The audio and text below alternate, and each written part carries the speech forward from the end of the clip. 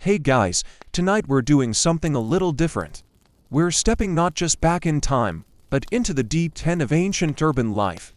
Imagine closing your eyes, feeling the gentle hum of the fan, maybe the soft weight of a blanket and then opening them again, not in your cozy bedroom, but standing just outside the main gate of Roman Londinium. You're about to discover that while history is endlessly fascinating, actually living it, especially in a place like this, might just be enough to send you running back to the 21st century before lunchtime. This place is going to put your modern sensibilities to the test in ways you haven't even begun to imagine. So, before you get comfortable, take a moment to like the video and subscribe, but only if you genuinely enjoy what I do here. And let me know down in the comments, where are you tuning in from tonight, and what time is it? Now, dim the lights, maybe turn on a fan for that soft background hum, and let's ease into tonight's journey together. Okay, so, you've arrived. You've somehow made the journey along ancient tracks, or perhaps even sailed up the mighty River Thames, a far wilder and wider body of water than you know today. You've finally reached the edge of the bustling settlement the Romans call Londinium. And before you even see the impressive wooden or stone fortifications, you smell it. It hits you like a physical wall, a complex, multi-layered assault on your nostrils that makes the air thick and heavy. This isn't the faint, distant whiff of something unpleasant. This is an immersive, all-encompassing aromascape of well, everything. You take a tentative step forward, trying to identify the individual notes in this pungent symphony. There's the sharp, acidic tang of human waste, unmistakable and potent. Piles of it lie opally, not far from where people are milling about. Lovely. Then there's the ammonia-rich reek of animal manure. Horses, oxen, sheep, pigs, they're all here, adding their contribution to the olfactory mix. Intertwined with these base notes are the smells of wood smoke from countless hearths, the greasy scent of cooking food, some of it no doubt long past its prime, the metallic tang of blood from nearby butchers, the acrid reek from tanneries boiling hides, and the faint, underlying dampness of the river and the marshy ground. Breathe it in. This is the true perfume of ancient urban life. Your nose, accustomed to air-conditioned rooms and regular garbage collection, is recoiling in horror. This alone might be enough to make you consider an early checkout from this historical vacation. A charming bouquet, you might think sarcastically, if the smell hadn't already begun to make your eyes water slightly. As you approach the gate itself, the visual chaos begins to match the olfactory. The ground is a churned-up mess. Mud, thick and sticky, is everywhere. It's mixed with straw, animal droppings, discarded food scraps, and God knows what else. Each step is a squelching, slippery challenge. You watch as a heavily laden cart, pulled by straining oxen, sinks axle deep into the mire, holding up the flow of traffic behind it. The driver shouts, lashes crack, and the scene becomes a tableau of muddy frustration. You try to pick your way around the edge, but there's no clean path. You're pristine by modern standards, anyway. Sandals or boots are instantly coated in a thick, brown, malodorous paste, and this is just outside the gate. The noise is incredible. It's a cacophony of human and animal sounds. Shouting merchants hawking their wares, beggars pleading for coins, the lowing of cattle being driven into the city, the bleating of sheep, the sharp cries of birds, the rumble of carts on uneven ground, the hammering from distant workshops, the chatter of 1,000 conversations in various languages and dialects, Latin, Celtic tongues, maybe even some Greek or Germanic languages from foreign traders. It's a constant, high-volume hum that vibrates in the air and buzzes in your ears. Trying to have a quiet, contemplative historical moment here is utterly impossible. Your modern ears, used to noise-canceling headphones and regulated sound levels, are feeling utterly overwhelmed. This isn't just background noise. It's foreground noise, side noise, and noise coming at you from every direction. It's relentless. Pushing closer to the gate, you find yourself swept into the flow of people. This gate isn't just a doorway in a wall. It's a bottleneck of humanity and animality. People are jostling, pushing, and shoving to get through. There are merchants with pack animals laden with goods, farmers bringing produce to market, soldiers on patrol, travelers like yourself, and the general residents of the city coming and going. Personal space, not a concept that seems to exist here. You are pressed shoulder to shoulder, back to chest, with strangers. You can feel the heat radiating from their bodies, smell their sweat, and perhaps notice a stray louse crawling in someone's hair alarming close to your own. This level of physical proximity to so many unwashed bodies is likely far beyond your comfort zone. Excuse me, you might murmur, but nobody hears you, or if they do, they certainly don't care. You are just another obstacle in the flow. Among the crowd, you see types of people you've only read about. Romans in their tunics and togas, though togas were less common for daily wear than you might think, mostly reserved for formal occasions, native Britons in their own styles of dress, soldiers in their segmented armor, and people whose clothing suggests origins from far-flung corners of the Roman Empire. You might spot someone with darker skin from North Africa, or someone with features suggesting a background in the Middle East or Eastern Europe. Londinium, even in its relatively early days, was a melting pot, a vibrant hub of trade and movement. This city was established by the Romans likely around 50 AD, not long after the invasion, specifically because the location on the Thames was ideal for a port, allowing goods and people to move easily to and from the continent. This strategic location quickly made it a vital center of commerce, drawing people from all over. As you shuffle closer to the gate's archway, you might notice something odd plastered near the entrance, perhaps a small, rough-hewn wooden carving or a bundle of herbs tied with string. It was common practice for people, pagan and later Christian alike, to place small offerings, charms, or symbols, ear gates for protection or good luck when entering or leaving the city. These were personal expressions of hope or superstition in a world where life felt far more precarious than yours. You might see a soldier casually spit on one as he passes, or someone else reverently touch another. It's a little reminder that you stepped into a world where beliefs and daily rituals are quite different, perhaps more openly integrated into the physical environment. Finally, you are under the archway. The stone or heavy timber structure offers a brief, dark respite from the overwhelming sensory input outside, but it's quickly replaced by the equally intense, though slightly different, chaos of the street just inside the walls. Stepping through this portal is like stepping into a different dimension of discomfort. The air inside feels even heavier, somehow trapping the smells and sounds more effectively within the city limits. Historians still argue whether the gates were always this crowded and chaotic, or if certain times of day or specific events made them particularly bad bottlenecks.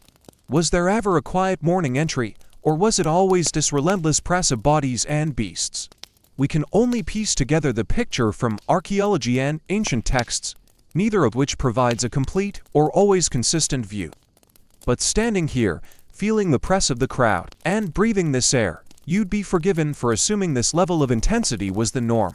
You take a deep, shuddering breath, immediately regretting it as your lungs fill with the thick, smoky, sewage-tinged air. Your head might already be starting to feel a little light. Your clothes, which felt perfectly fine this morning whenever morning was in your previous life, now feel heavy, scratchy, and like they've absorbed every unpleasant odor within a 50-yard radius. This isn't the romantic historical adventure you might have imagined. There's no dramatic music, no slow-motion pen over picturesque rooftops. There is just the relentless, grubby reality of getting into an ancient city. And this is just the very first step. Surviving a day here, you're beginning to suspect, is going to require a lot more resilience and a lot less sensitivity than you currently possess. Welcome to Londinium. Try not to inhale too deeply. You are now through the gate, officially inside the grid of Londinium streets. And if you thought the smell outside was something, prepare yourself, because now you are truly immersed in it. The air doesn't just carry the odors, it seems to be the odors. It clings to you, settling on your clothes, in your hair, in the back of your throat. It's a constant, suffocating presence that you can't escape by simply walking away. It's like wearing a suit tailored from every unpleasant smell imaginable, permanently. The main culprit, the undeniable base note of this olfactory nightmare, is human waste. Yes, it's everywhere. While some wealthier homes or public buildings might have had latrines connected to simple drains or cesspits, for the vast majority of the population, things were far less sophisticated. Chamber pots were the standard indoor convenience, and when full, their contents needed disposing of. The easiest and most common method. Into the street, usually with a shouted warning from an upstairs window, if you were lucky. So, as you navigate the narrow lanes, you are not only avoiding the physical obstacles of mud and rubbish but also playing a constant, low-stakes game of dodging airborne ... Well, you get the idea. You might hear a shout, glance up quickly, and see a splash just ahead. Or, worse, hear the splash just behind you. And this wasn't just liquid. Chamber pots contain everything. Solid waste, sometimes mixed with ash or straw, all contributing to the fragrant street stew. Imagine trying to stroll leisurely under these conditions. You can't. You're constantly vigilant, constantly trying not to breathe too deeply through your nose. Compounding this is the animal waste. Remember those oxen pulling carts, those sheep and cattle being herded to market, the horses pulling chariots and wagons. They didn't have designated bathroom areas. The street was their bathroom area. So, fresh piles of manure were a constant addition to the ground cover. Combine this with rain or just the general dampness, and you have organic matter breaking down, releasing powerful gases. The sweet, pungent smell of fermenting manure is a significant part of the mix, especially in the market areas or near the stables. Stepping in it is not a question of if, but when. And once it's on your footwear, the smell follows you everywhere. Trying to wipe it off just seems to smear the aroma around. Then there are the industrial smells. Londinium was a working city, a hub of various crafts, and some of those crafts were aromatic, to say the least. Tanneries, for example. They processed animal hides to turn them into leather. This involves soaking the hides, often in solutions containing urine or lime, scraping off flesh and hair, and then curing them. The smell of rotting flesh, strong chemicals, like the ones derived from stale urine, used for its ammonia content, and the general process was notorious even back then. Tanneries were usually located near the river or city edges to minimize the impact, but the wind carried the smell, and the waste products often found their way into drains or ditches leading back towards the heart of the city. Think about the worst smell you've ever encountered: rotting meat, strong ammonia, and now imagine that being a standard part of the air quality in entire neighborhoods. Fulling was another process that contributed. This was a step in making woolen cloth denser and stronger, and it often involved treading the cloth in vats of liquid. And yes, you guessed it, this liquid often contained urine, sometimes mixed with clay or other substances. The ammonia helped to clean and degrease the wool fibers, so the areas where fullers worked would have had a distinct, sharp, pervasive smell of stale urine. It's amazing how many ancient industries relied on bodily fluids, isn't it? It really gives you a new appreciation for modern chemistry and sanitation. You might find yourself thinking, okay, maybe my morning commute traffic isn't that bad. Butcher shops also added their grin notes. Blood, animal guts, discarded scraps left to rot, bone dust. These smells would hang heavy in the air around the meat markets. Without refrigeration, meat spoiled quickly, especially in warmer weather. The scent of decay would be a constant, underlying current, attracting flies and other scavengers. It's a visceral, unpleasant reminder of where your dinner actually came from. Add to this the constant wood smoke from countless fires used for cooking, heating, and various crafts like blacksmithing. While a single wood fire can smell pleasant, the combined smoke from thousands of hearths burning various types of wood, sometimes mixed with other fuels, creates a thick, hazy atmosphere that irritates the lungs and layers yet another smell onto the already overwhelming mix. This smoky pall would hang over the city, especially on still days, and remember the ground. Much of Londinium was built on marshy ground or clay. Drainage, even where it existed, wasn't always effective. Standing water, stagnant ditches, and damp corners became breeding grounds for bacteria and insects, contributing a musty, swampy, decaying smell to the air. Every puddle wasn't just a visual obstacle. It was a tiny, localized smell factory.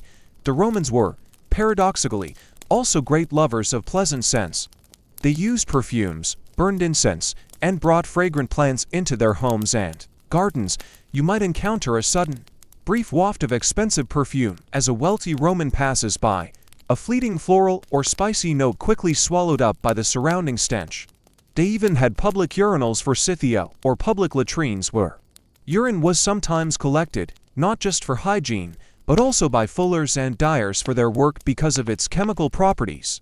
This quirky fact highlights how integrated waste products were into the ancient economy and daily life, literally a valuable commodity, collected and reused.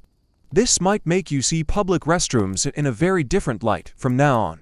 Historians debate whether Romans truly understood the connection between these pervasive smells, filth, and disease. They certainly believed that bad air, miasma, could cause illness, which is a step towards recognizing that the environment affects health, but they didn't grasp the concept of microscopic germs.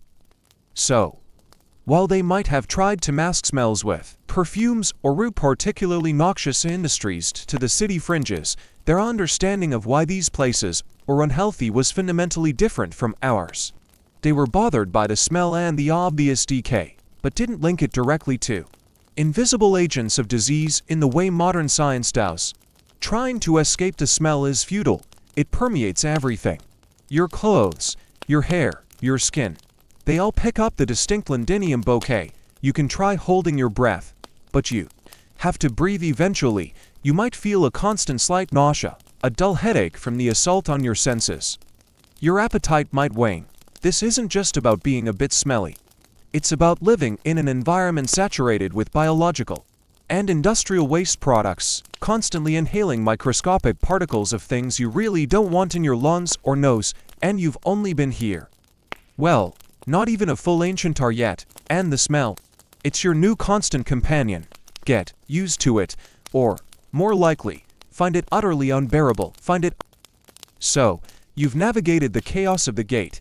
You've had your sinuses thoroughly cleansed or assaulted by the city's signature aroma, and you're trying to take your first tentative steps further into Londinium.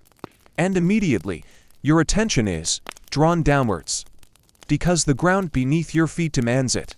This isn't smooth pavement or clean asphalt. This is a geological layer cake of history's less appealing ingredients. Every step is an event.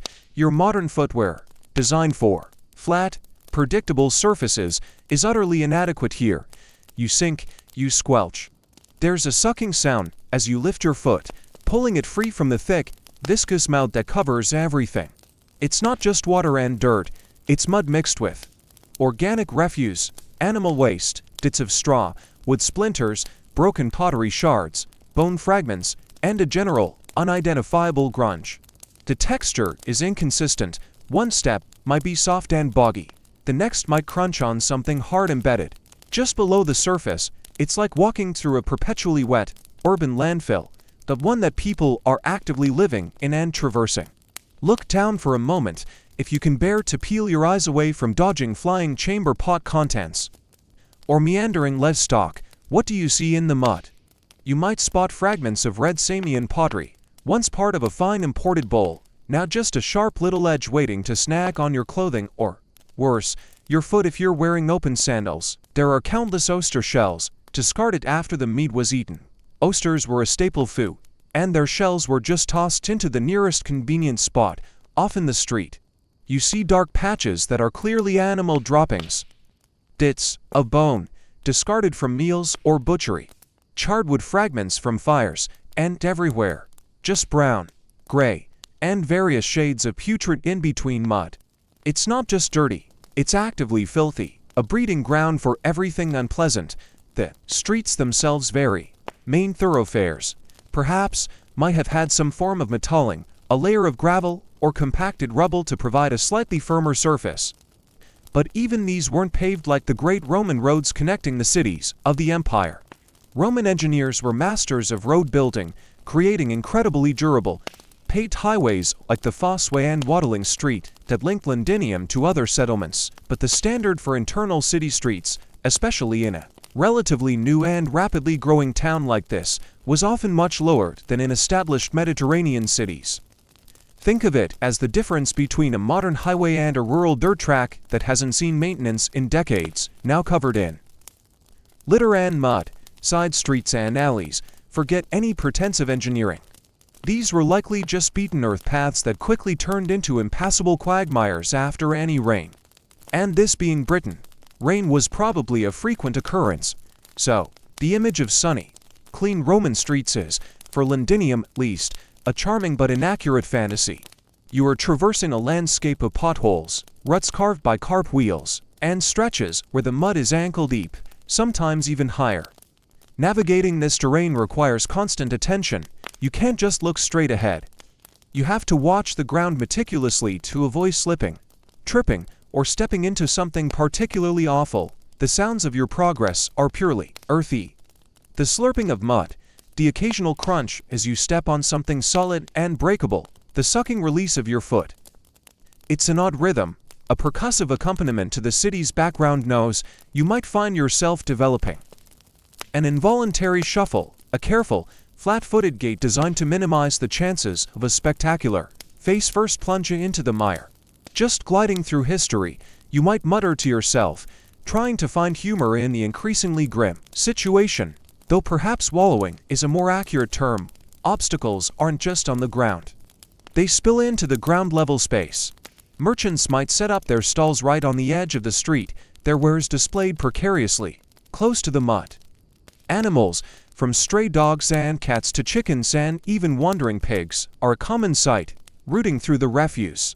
People sit in doorways or even directly on the ground, conducting business or simply resting, adding static hazards to the dynamic ones. Open drains or ditches, intended to carry away some of the liquid waste, were often uncovered or only partially covered with flimsy planks, creating sudden, unpleasant traps for the unwary foot. Imagine trying to text while walking here. Actually, don't. The mere thought of dropping your phone into this street mixture is enough to make you wince. Your phone would not survive the day. Archaeologists excavating Roman London layers are constantly finding objects that were simply lost in the streets: coins, rings, brooches, hairpins, small tools. These finds are incredibly valuable for understanding daily life, but they also paint a vivid picture of a place where if you drop something small, especially into the mud, it was gone forever, instantly swallowed by the accumulating filth. This quirky fact underscores just how quickly and effectively the streets consume anything that fell into them. It was the original lost and found, except nothing was ever found again by its owner. Scholars still debate the level of official street cleaning, if any, that took place in Londinium. Were residents expected to clean the street directly in front of their property? Were there public slaves or officials responsible for clearing the main thoroughfares? Or was it largely left to the rain to wash things into the river, and to the gradual accumulation of layers over time? Debate continues over whether certain streets were ever regularly paved, or if mottling was considered sufficient public works for most areas outside the forum or temple precincts. It's hard to imagine any systematic street cleaning happening when the street itself was used as a dumping ground and animal toilet. The constant dampness and the sheer amount of organic matter turning into mud created a breeding ground for bacteria and attracted swarms of flies in warmer months. The ground you're walking on is not just visually and tactily unpleasant, it's biologically active in a way that is deeply unsanitary. Every splash onto your clothes, every contact with your hands, and you will touch things like door frames or walls, which are also likely grimy, is a potential health hazard. You might already feel a vague itchiness on your ankles or lower legs from mud splashes drying and irritating your skin. Trying to keep your balance, trying to avoid the deeper puddles, trying not to let the squelching sounds get on your nerves. It's exhausting. This is manual navigation in its most basic and unpleasant form. Your calves might start to ache from the effort of pulling your feet out of the mud with each step. Your mood, already tested by the smell and the crowds, is likely plummeting with every squelch. And this is just the ground. You still have to worry about what's in the air, who's around you, and where you're even going. The romance of ancient history is definitely losing ground to the reality of it, literally.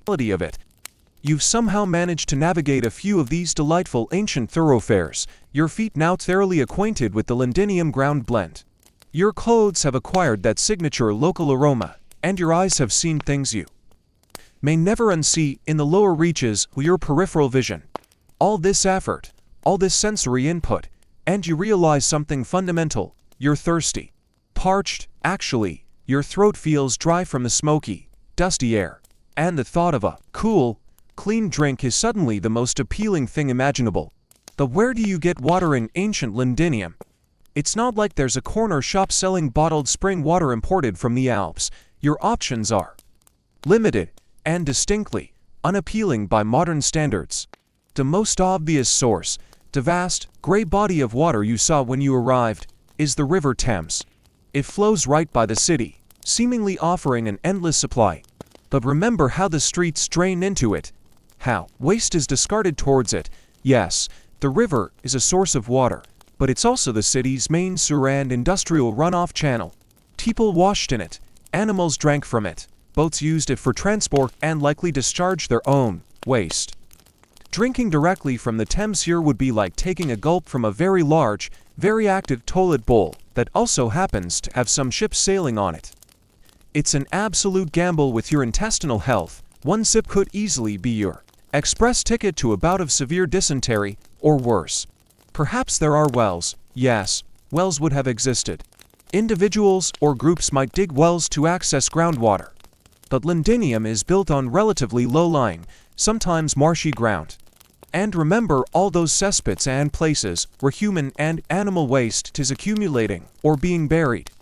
The groundwater is highly susceptible to contamination from these sources. A well dug too close to a latrine pit or a pile of decomposing rubbish would be pulling up water that has filtered through that lovely mixture. So, while well water might look clearer than the river water sometimes, it could still be teeming with invisible pathogens waiting to wreak havoc on your unprepared digestive system. Getting water from a well also involves manual labor, finding one, potentially waiting in line, and hauling up buckets by hand. No conveniently placed tap here. Did Londinium have aqueducts, like the grand Roman cities you've seen pictures of? Romans were famous for their impressive aqueduct systems that brought fresh water from distant springs and rivers into cities, like Rome itself, supplying public fountains, baths, and some wealthy households with clean, flowing water. These were marvels of engineering, ensuring a relatively pure water supply for the urban population. But Londinium, especially its earlier phases, was a frontier town, a rapidly growing commercial hub rather than a planned monumental capital. While archaeologists have found evidence of wooden pipes and some local water channeling, it's highly unlikely that Londinium had a large-scale stone aqueduct bringing in water from miles away like Rome or Ancient. Any piped water would likely have served only key public buildings, military barracks, or the very wealthiest villas, if it existed at all in the area you are currently navigating. For the average person, the aqueduct was not an option for getting a drink, so you're back to the river or a potentially contaminated well. You look at the water. Maybe it's cloudy, maybe it has floating bits you'd rather not identify. To taste, if you're brave enough to try a tiny sip perhaps from water offered by a street vendor, whose container you probably don't want to think too hard about, might be earthy, metallic, or just plain foul, your modern palate is screaming in protest. You're used to water that is filtered, treated, and delivered cleanly to your tap. This is something else. Entirely. It's visibly and olfactory dubious. Your body is telling you it needs hydration, but your brain, if it has any survival instinct left after the smells and the streets, is probably screaming, do not drink that. This is where the lack of understanding of germ theory becomes acutely dangerous. People knew bad water could make you sick, but they often attributed it to the smell or the bad air rising from it, not to microscopic organisms invisible to the naked eye. So, simply letting muddy water settle or straining it through a cloth might have made it look better, but did absolutely nothing to remove the bacteria and viruses lurking within. This is why other drinks were often preferred, not necessarily because they were healthier in the long run, but because the process of fermentation made them safer in the short term. Weak beer or ale was a common drink for adults and even children. Wine, often diluted with water or potentially contaminated water, ironically, was also popular, especially imported varieties. The alcohol and the fermentation process killed many of the waterborne pathogens. Romans particularly enjoy wine and variations like posco, a mixture of water and vinegar which was acidic enough to be safer than plain water and was a common drink for soldiers and the lower classes. This quirky fact highlights how people adapted, finding ways to hydrate that minimize the immediate risk of acute illness, even if the long-term effects of drinking fermented beverages all day weren't ideal. You might find yourself suddenly developing a taste for incredibly weak, possibly sour beer. Cheers, you might sigh, raising a mental cup of questionable ancient brew to not getting explosive diarrhea. Today, scholars are still uncertain about the exact capacity and reach of Londinium's earliest water systems beyond basic wells. Debate continues over the widespread availability of genuinely clean water sources for the general population outside of those with private access to deeper, better protected wells or potential limited piped supplies to communal tanks. It's a stark reminder that even a basic necessity, like drinking water, was a daily gamble with health for the average resident of this ancient city. So, you're thirsty. The river is right there, but looks like a death trap in liquid form. The wells are a possibility, but you have no idea what's seeping into them nearby. Any potential clean water sources are likely reserved for the elite. You're left contemplating a lukewarm, likely flat beer or watered-down wine that probably tastes like vinegar mixed with desperation. Your modern self is craving a cold, crisp glass of water from a tap. Your ancient self is just trying to survive the next hour without succumbing to dehydration or waterborne illness. It's a simple need, water, but here in ancient Londinium, it's just another way the city is trying to make you reconsider your historical field trip. So, you've got the smells, the sounds, the delightful sensation of ancient street slime coating your feet, and a thirst that you're wisely hesitant to quench with the local water supply. Your body, however, has another urgent message for you. It's time to eat. After the rigors of simply existing here for a short while, your stomach is rumbling, perhaps more from stress than actual hunger, but the need for sustenance is real. And so, you start looking for food. Your options, if you're not lucky enough to be invited into a wealthy household spoiler, you're probably not, mostly involve the bustling public spaces, the market areas, or the numerous street vendors. As you wander through, your nose, already working overtime, picks up a new set of smells. There's the scent of baking bread, worn and yeasty, a comforting aroma in the sea of unpleasantness. There's the smell of stews bubbling over small fires, sometimes savory, sometimes less so, the strong, salty tang of garum. That ubiquitous Roman fish sauce hangs in the air near many food stalls. Visually, the food is rustic. Piles of cabbages, leeks, and onions sit on the ground or on rough wooden tables, likely unwashed or washed in that questionable local water. Baskets overflow with seasonal fruits, apples, pears, grapes, plums, depending on the time of year, perhaps bruised and attracting a cloud of flies. You see chunks of cheese, wheels of bread, and perhaps dried fish or cuts of meat hanging opally, exposed to the air, the dust, and anything that happens to land on them. For the average person in Londinium, the diet was primarily based on grains. Bread was a staple, often a coarse, heavy loaf made from wheat or barley. You might get something akin to a modern sourdough, or perhaps a denser, less risen bread.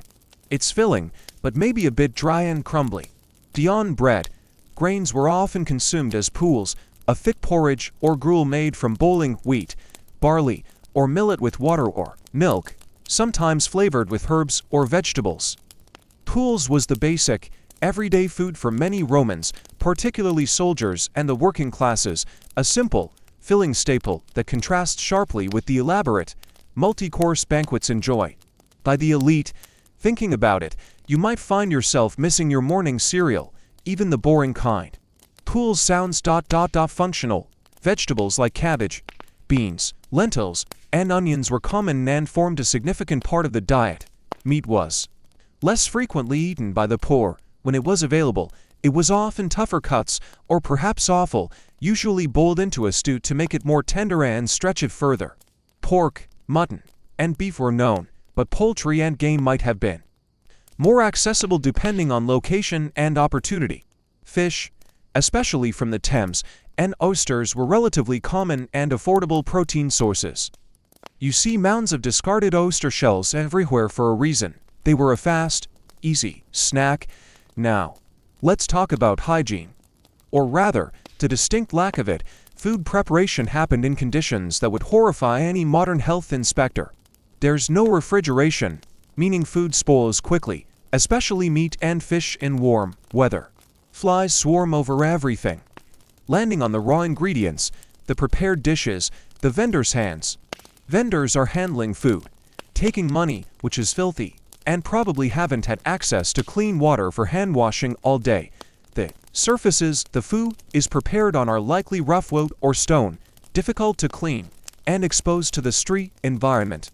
The water used for washing vegetables or in stews is, as we've discussed, probably questionable. Imagine buying a hot stew from a street vendor. It smells okay, maybe seasoned heavily with herbs or that powerful garum fish sauce, which, incidentally, is itself a fermented product made from fish guts, salt, and thyme. An acquired taste. Let's say you watch as the vendor dips a ladle into the pot, which has been sitting over a fire for an unknown amount of time, attracting every fly in the vicinity.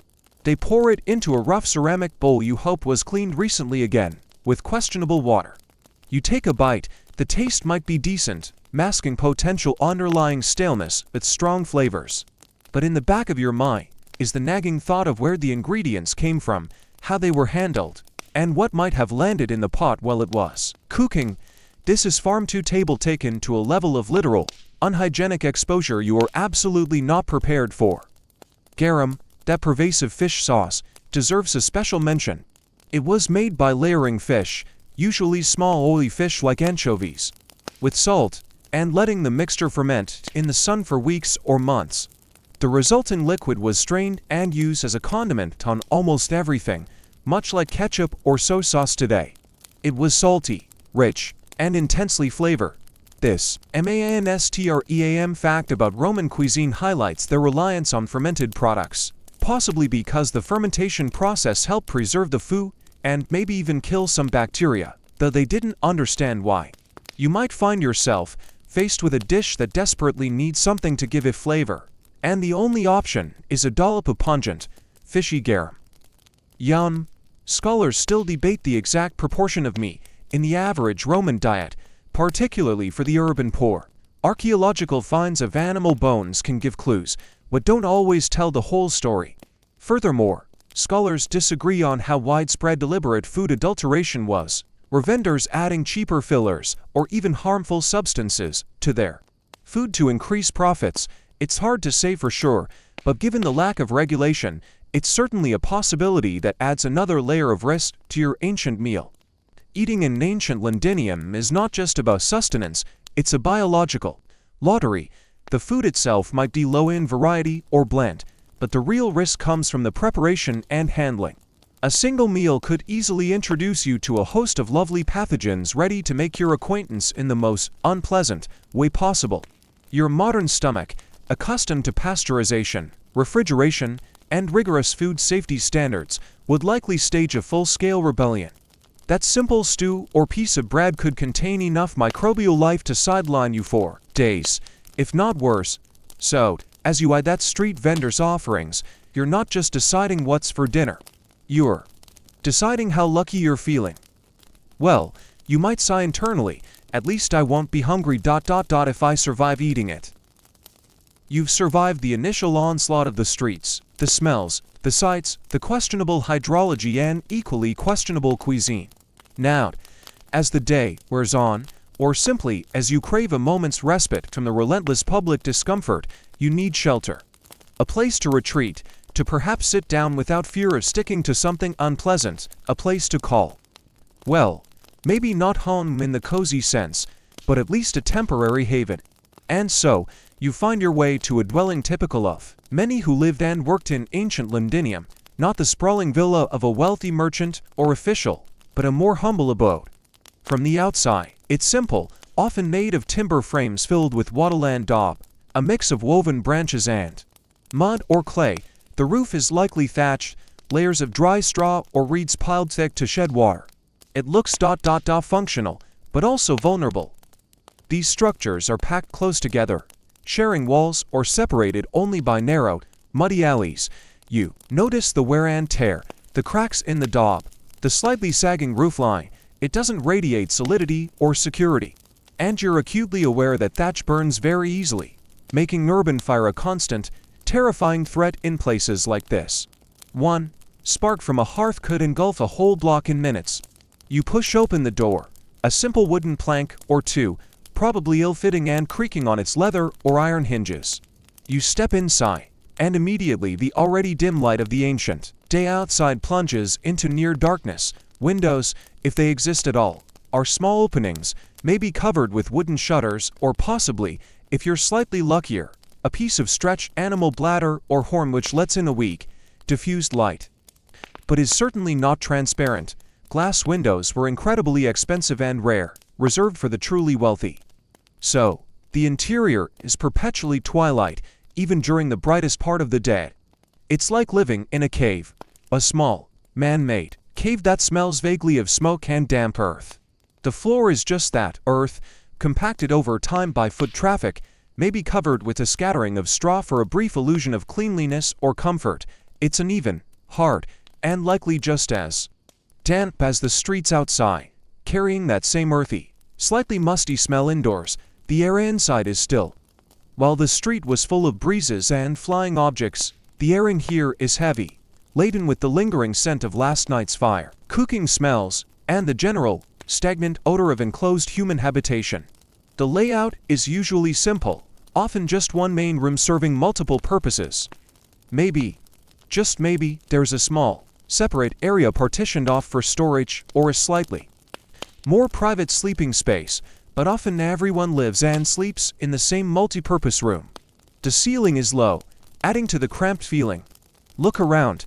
The furniture is sparse and basic. A simple wooden frame for a bed, perhaps filled with straw or wool for cushioning. A chest for storing what few possessions you have, a low table or bench. Maybe some hooks on the walls for hanging things. That's about it.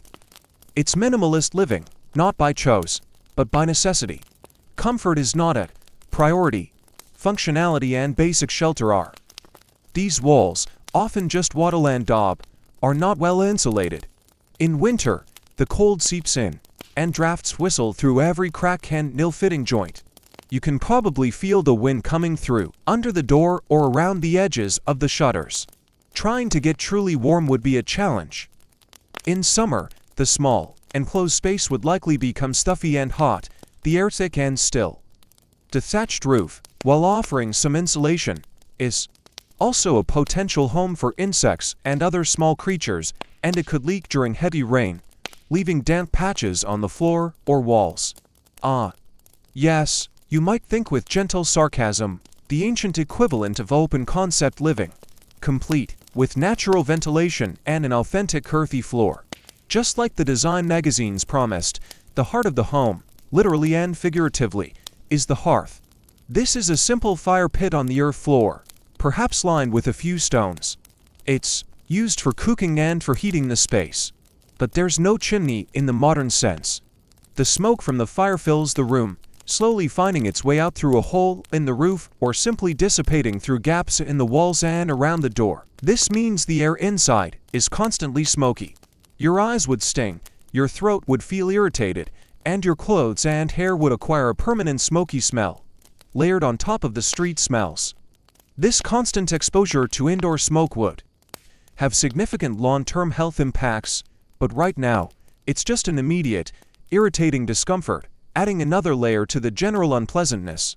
Plus, there's that constant low-level anxiety about the fire spreading beyond the hearth. Housing for the majority of the population in Roman towns like Londinium was typically quite different from the multi-story, often crowded apartment blocks insulae found in Rome itself.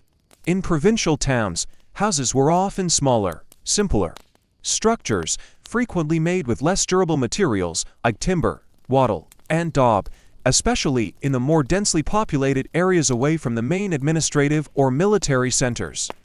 This mainstream fact reminds you that the Roman world wasn't monolithic. Living standards varied greatly depending on where you were and who you were. Even in these simple homes, you might notice a small niche or shelf with a few small figures or objects, a little household shrine dedicated to the spirits, believed to protect the home and family, the Lares and Penates. Romans, even the less affluent, often kept these small altars or shrines to their household gods, offering prayers and sometimes small bits of food. This quirky detail provides a glimpse into their beliefs and daily rituals, showing that even in physically uncomfortable surroundings, there was a spiritual dimension to the concept of home. It's a small point of connection to their inner lives amidst the material hardship. Archaeologists still debate the common, interior layout of working-class homes in a town like Londinium. Were there subdivisions within the main room?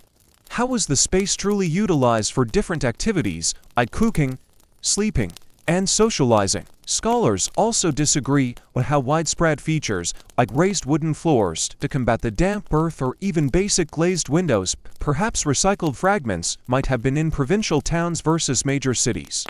The archaeological evidence can be fragmented, making a complete picture challenging. Trying to relax here is difficult. The darkness, the drafts, the smoke, the knowledge of the flimsy walls separating you from the outside world, the dampness from the floor. It's not conducive to rest. Your modern concept of a home as a comfortable, private, climate-controlled sanctuary is miles away from this reality.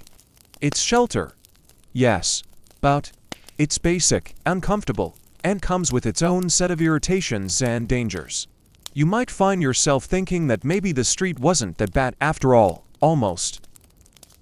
You found your temporary haven from the ancient London street, stepped inside your humble, smoky, probably a bit damp dwelling, and are trying to make sense of the perpetual gloom and the questionable air quality within its flimsy walls.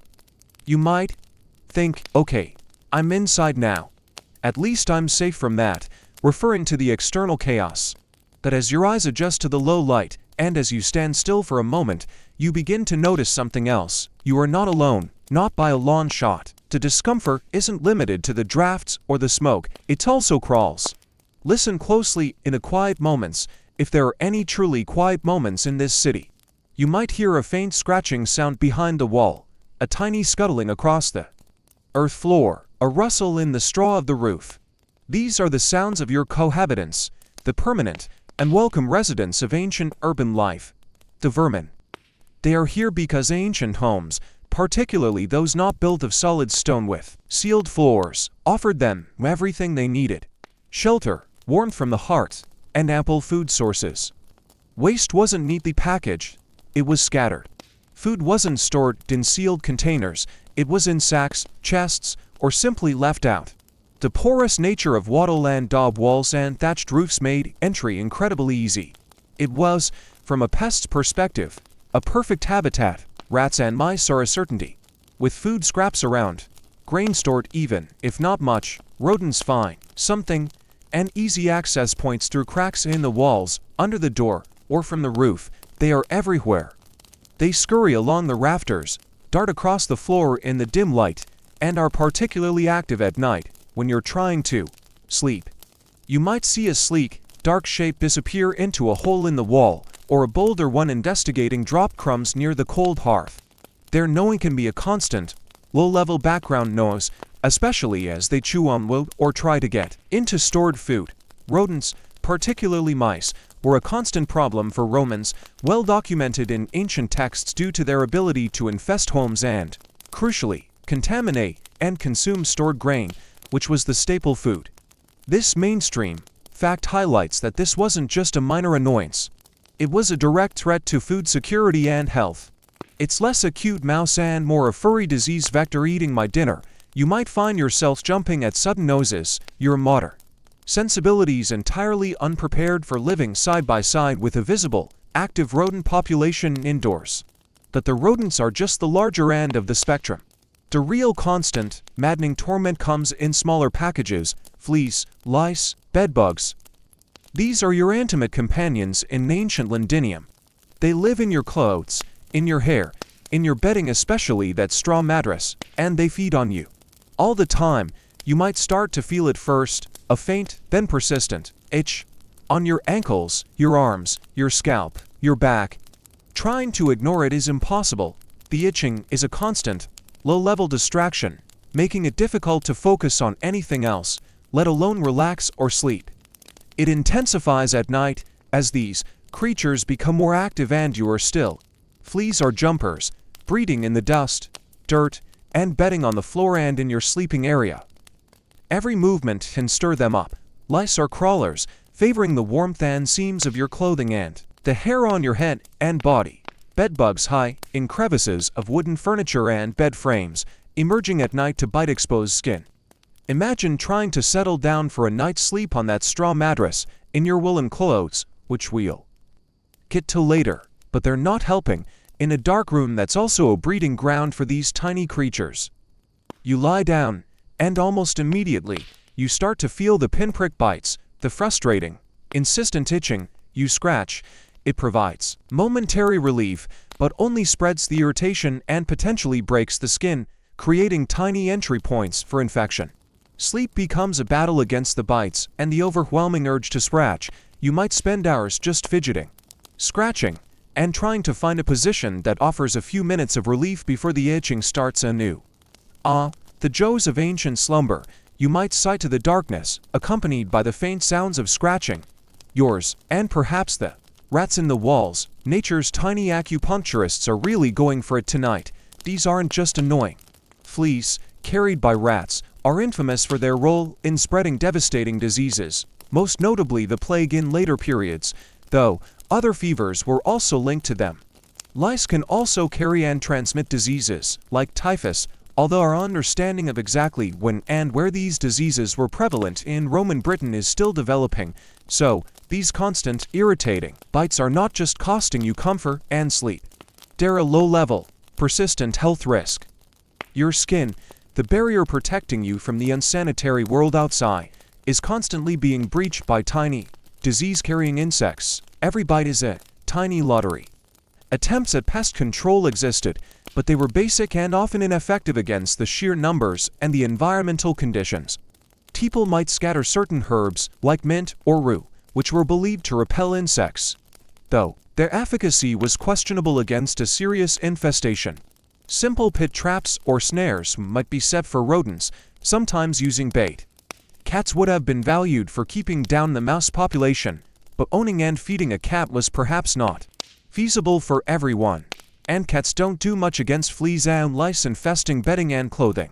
Personal cleanliness, as much as was possible, helped somewhat, and we'll get to that in the next section, but the environment itself was so infested that complete eradication was impossible with the available methods. It was a perpetual, losing battle.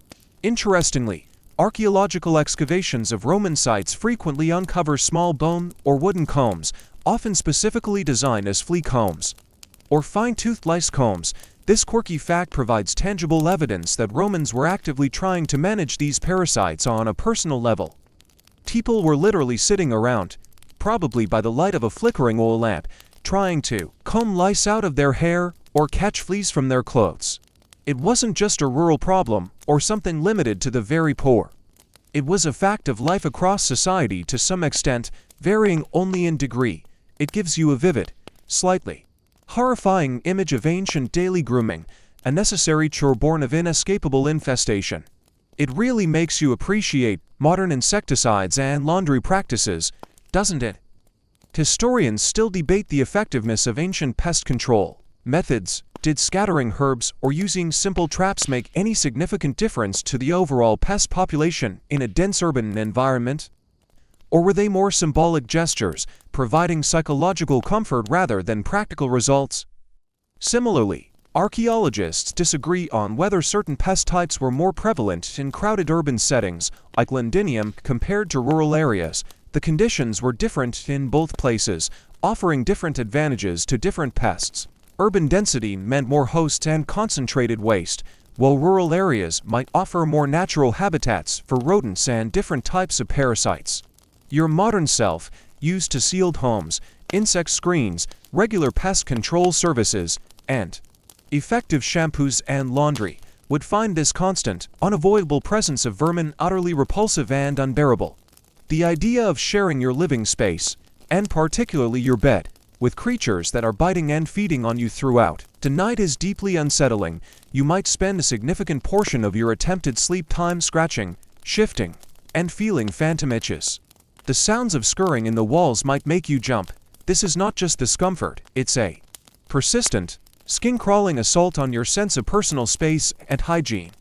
Your roommates are definitely not paying rent, and they are the worst kind of guests, providing neither good company nor basic sanitation. Surviving a day here means not only enduring the external environment, but also the lively ecosystem that calls your dwelling home, literally feeding off you while you try to rest. Sweet dreams.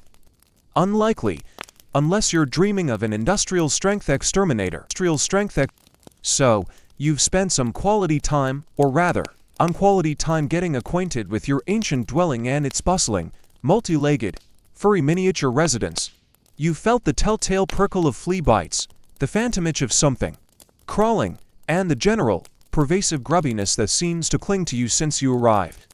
All this physical awareness brings you to a rather pressing personal realization. You feel incredibly, uncomfortably dirty. Your skin feels gritty. Your hair probably feels lank and dusty. And you can only imagine what sort of delightful aroma you've accumulated on yourself. This, naturally, brings the question of personal hygiene to the forefront of your mind. How on earth do you get clean here? Your modern mind immediately conjures images of a hot shower, copious amounts of scented soap, maybe a vigorous scrub, with a loofah, followed by clean clothes and deodorant. Let's just put that image away, far, far away, at level of personal cleanliness. That ease of access to clean hot water and effective cleansing agents is a luxury that wouldn't exist for millennia. The Romans were, famously, proponents of public bathing. In major Roman cities, the public baths were impressive architectural complexes, far more than just places to get clean. They were social hubs, places for exercise, relaxation, reading, and conducting business, all centered around a series of rooms offering different temperatures: the caldarium hot room, tepidarium warm room, and frigidarium cold room. They even had sophisticated underfloor heating systems called hypocausts to heat the rooms and water. This mainstream fact about Roman bath culture shows an ideal, a society that valued public hygiene and provided elaborate facilities for it. But Londinium, while a significant town, wasn't Rome, and access to public baths, even where they existed in provincial towns, wasn't always guaranteed or easy for everyone. There were likely bath houses in Londinium, perhaps initially associated with the military fort, and public ones emerging as the town grew. But using them often involved a small fee. While perhaps affordable for some, for those truly living hand-to-mouth, even a small expense could be a barrier. Getting to the baths also meant navigating the very streets that got you dirty in the first place, and doing so while carrying your bathing kit, a cloth, maybe some oil, a strigil. So, for many people, especially the working class, a daily trip to the public baths was not a reality. Personal cleaning at home was much more rudimentary. You might have a small basin, maybe made of wood or pottery. You'd fill it with water you hauled yourself, likely from that questionable well or the even more questionable river. This water would be cold, or perhaps slightly warmed over the hearth fire, adding a smoky note to your attempted ablutions. Washing might involve simply wiping yourself down with a damp cloth. This helps remove some surface dirt, yes, but it's not a deep clean, and you're using water that might itself be carrying pathogens. Romans didn't have modern soap. Instead, they often used oils. You would apply olive oil or a cheaper equivalent to your skin. The oil would help trap dirt and sweat. Then, you would use a strigil, which is a curved metal scraper, to scrape the oil, sweat, and grime off your skin. This method with oil and strigil was a common way for Romans to clean themselves, particularly after exercise or in the baths. It's effective at removing a layer of surface dirt, but it leaves you feeling oily, rather than refreshed and truly clean in the modern sense. Trying to master the technique of scraping your own back with a curved piece of metal sounds like a contortionist act, honestly. Just reaching that one itchy spot. Almost got it. Clanko. Drop the strigil in the mud again. There was something called sapo, a word related to our soap. But it was different. made from animal fat and wood ash lye. It was a harsher substance, perhaps more like a rough paste or even a solid block. Archaeological evidence and ancient texts suggest this sappo was often used more for cleaning clothes, or as a hair treatment. It was known among Germanic tribes and adopted by Romans rather than as a gentle, everyday body cleanser like modern soap. This quirky tidbit reminds us that even familiar terms can be misleading across cultures and time, so, lathering up with a bar of Irish Spring or a bottle of Dove, not happening. The inevitable result of infrequent and ineffective cleaning, combined with wearing clothes that were difficult to wash, more on that soon, is body odor. It was simply a fact of life. You'd be surrounded by people who hadn't had a proper wash in days, maybe weeks, wearing clothes that held on to smells. The air would carry the combined scent of sweat, dirt, stale food, animal proximity, and environmental grime, emanating from people's bodies and clothing. This wasn't just a faint personal scent. It was a pervasive part of the ancient urban atmosphere. It's the human contribution to the overall Londinium bouquet. To try and mitigate this, those who could afford it used perfumes and scented oils. These weren't used after a thorough wash. They were applied on top of the existing smells. Imagine putting on a heavy, floral perfume while still fundamentally dirty. The combination could be quite powerful. It was an attempt to smell better, but not necessarily to be clean. Historians still debate how frequently the average working-class Roman actually visited the public baths. Was it a weekly ritual considered essential, or was it a more occasional treat or necessity? Archaeologists are also still determining the exact size, number, and overall accessibility of public bathing facilities, specifically in Londinium. For the general population, it's possible that for many, a trip to the baths was a rare luxury rather than a regular part of their routine, making daily personal cleanliness truly challenging. For your modern self, the constant feeling of being dirty, the inability to easily wash away the grime and the irritants like those lovely flea bites, and the pervasive smell of everyone around you and yourself would be deeply uncomfortable and perhaps even psychologically taxing. That feeling of freshness and cleanliness you take for granted is a significant, perhaps impossible, standard to maintain here. It's another layer of physical and sensory discomfort, a persistent reminder that your body is now interacting with this ancient world in ways you are entirely unequipped for.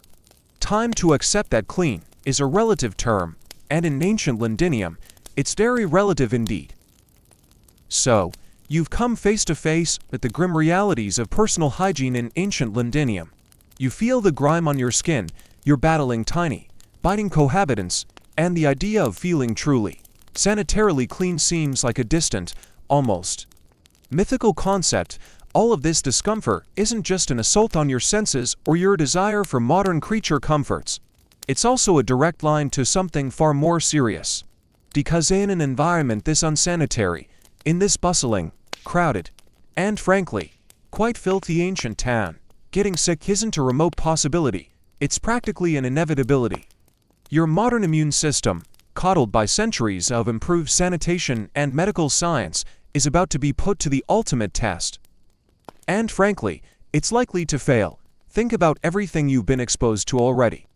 The air thick with smoke, waste, and decay. The streets teeming with biological hazards. The water supply questionable at best, actively dangerous at worst. The food handled in unsanitary conditions, prone to spoilage. The close contact with hundreds, maybe thousands, of other people, many of whom are also living in these conditions and potentially carrying illnesses. The pests biting you and spreading whatever they carry. This environment is a perfect breeding ground for pathogens, and you are walking right through it, breathing it in, potentially ingesting it, and hosting its vectors. The common ailments you're likely to encounter aren't exotic, ancient plagues, though those were terrifying realities when they struck, but rather the everyday, grinding illnesses of poor sanitation and close living. Intestinal issues are high on the list. Remember that questionable water. That food that might have been sitting out. That splash from a chamber pot you almost dodged. Contaminated food and water are prime vectors for bacteria and parasites. So, stomach cramps, vomiting, and severe diarrhea, dysentery would be incredibly common. These aren't just unpleasant. In a time without modern rehydration solutions, they could be life-threatening, leading to rapid dehydration, especially for the young or old. Feeling a bit queasy? You might think, a cold sweat breaking out. Welcome to Londinium's Gourmet Gut Challenge. Respiratory infections would also be rampant. The smoky air from countless hearths and workshops irritates the lungs. The drafts in your dwelling and the sudden temperature changes contribute. Close proximity to others in crowded markets or small homes means coughs and colds spread like wildfire. These seemingly simple illnesses could easily develop into more serious conditions like bronchitis or pneumonia, especially when your body is already weakened by poor diet or other infections. You might find yourself developing a persistent cough that just won't go away, made worse every time you step outside into the smoky air. Skin infections are another risk. Those constant insect bites from fleas and lice, the nicks and scrapes you get navigating the treacherous, debris-filled streets. In this environment, with dirt and bacteria everywhere and limited ways to keep wounds clean, even small breaks in the skin can easily become infected. A simple cut could turn into a painful, festering sore. Eye infections, too, would be common, caused by smoke irritation and the constant dust and grime in the air and on your hands. Then there are the fevers. Many ancient illnesses presented simply as a fever. Their underlying causes unknown or misunderstood. Malaria, though perhaps more prevalent in marshier regions, could potentially affect riverine settlements. Various bacterial infections would cause fevers. Without diagnostic tools, a fever was a terrifying symptom, indicating something serious was wrong, but leaving you and any ancient physician guessing as to the cause. The experience of being sick here would be profoundly different from what you know. There are no pharmacies selling over-the-counter remedies for symptom relief. No easily accessible doctors prescribing antibiotics, which, of course, hadn't been discovered. No comfortable bed with clean sheets and a solicitous carer bringing you soup and juice. You'd likely be sick in that uncomfortable, pest-ridden dwelling. If you're poor, taking a sick day might not be an option. You might have to try and work through your illness, further exacerbating it and potentially spreading it to others, just to earn enough to eat. Recovering would depend heavily on the strength of your own immune system, a bit of luck, and basic care from family or friends, if you had them. Ancient medical understanding was based on different principles. The prevailing medical theory among learned physicians, influenced by figures like the Greek physician Galen, was the humoral theory, which held that the body was governed by four basic fluids or humors: blood, phlegm, yellow bile, and black bile. Illness was believed to be caused by an imbalance of these humors. Treatments aimed to restore balance, often through methods like bleeding, purging to remove excess humors, or prescribing specific diets or herbal remedies to correct imbalances. This mainstream historical fact highlights how fundamentally different their approach to diagnosis and treatment was. They weren't targeting specific germs, but rather trying to restore a theoretical internal balance. Beyond formal medicine, there were also widespread folk beliefs and superstitions surrounding illness. People might attribute sickness to curses, evil spirits, or punishment from the gods. It was common practice to wear amulets or charms made of stone, metal, or other materials which were believed to ward off illness or protect against evil influences thought to cause disease. This quirky tidbit shows a non-medical approach to health, relying on spiritual or magical protection alongside, or instead of, more conventional remedies. It's like the ancient equivalent of carrying a lucky charm, but with the deadly serious intent of avoiding a potentially fatal illness. Historians still debate the precise causes of many ancient fevers described in historical texts, as the symptoms recorded can be vague and overlap across different diseases that we can now distinguish. Archaeologists also disagree on the common health status of the average Londinium resident based on skeletal remains found. Bones can show signs of chronic stress, malnutrition, or certain diseases like tuberculosis or leprosy, but they don't reveal the frequent acute illnesses, the bouts of dysentery or fever, that might have been a constant part of life and a major contributor to high mortality rates. For you, the reality of getting sick here is not just unpleasant, it's genuinely frightening. A simple stomach bug that you'd shrug off with some rest and rehydration today could be a serious drawn-out ordeal in ancient Londinium, a chest cold code, turned fatal. Your body, used to the safety net of modern medicine, is incredibly vulnerable here. The pervasive filth isn't just an aesthetic or sensory problem. It's a constant, active threat to your health and survival. And once you get sick, your ability to navigate this challenging world plummets. So, it's happened, despite your best efforts to avoid the worst of the ancient Londinium reality, or perhaps precisely because you couldn't avoid it. The questionable water, the unsanitary food, the biting pests, the sheer, pervasive filth. You are sick. The vague unease you felt earlier has blossomed into undeniable illness. You have the aches, a dull throbbing behind your eyes, maybe a fever that makes your skin feel too hot and too cold all at once, or a churning in your gut that promises imminent and utterly unpleasant consequences. You feel terrible, weak, and utterly vulnerable in a way you haven't experienced since childhood, if ever. Your body, usually a reliable machine that handles minor ailments with ease thanks to modern medicine, is staging a full-scale revolt, and your modern knowledge that a quick trip to the doctor or a course of antibiotics could likely fix this in short order is utterly useless here. Modern medicine, with its understanding of germs and sterile procedures and targeted drugs, simply doesn't exist. So, what do you do in this world where illness is rampant, hygiene is a distant dream, and effective cures are a concept millennia away? You seek help from whoever in this ancient world is considered a healer, desperately hoping they possess knowledge, or perhaps simply luck, that can alleviate your suffering, or, more importantly, save your life. Where do you turn when illness strikes in Londinium? Your options are likely limited and depend heavily on your circumstances, your social standing, and perhaps even who you happen to know. If you were someone of means, a wealthy merchant who's made a fortune trading goods up the Thames, or a Roman official sent from the continent, you might have access to a trained physician. These individuals, often educated in more established medical centers in the empire, perhaps in Greece or the sophisticated schools of Alexandria, would be familiar with the medical texts and theories of prominent figures like the Greek physician Galen, whose extensive writings profoundly influenced Roman medical practice for centuries. Such a physician might have a small practice, perhaps a room set aside in their home or a more public space, equipped with basic instruments, scalpels, probes, perhaps some simple surgical tools. You would go to them, describe your symptoms in as much detail as you could muster, and they would attempt a diagnosis based on their formal training and observation.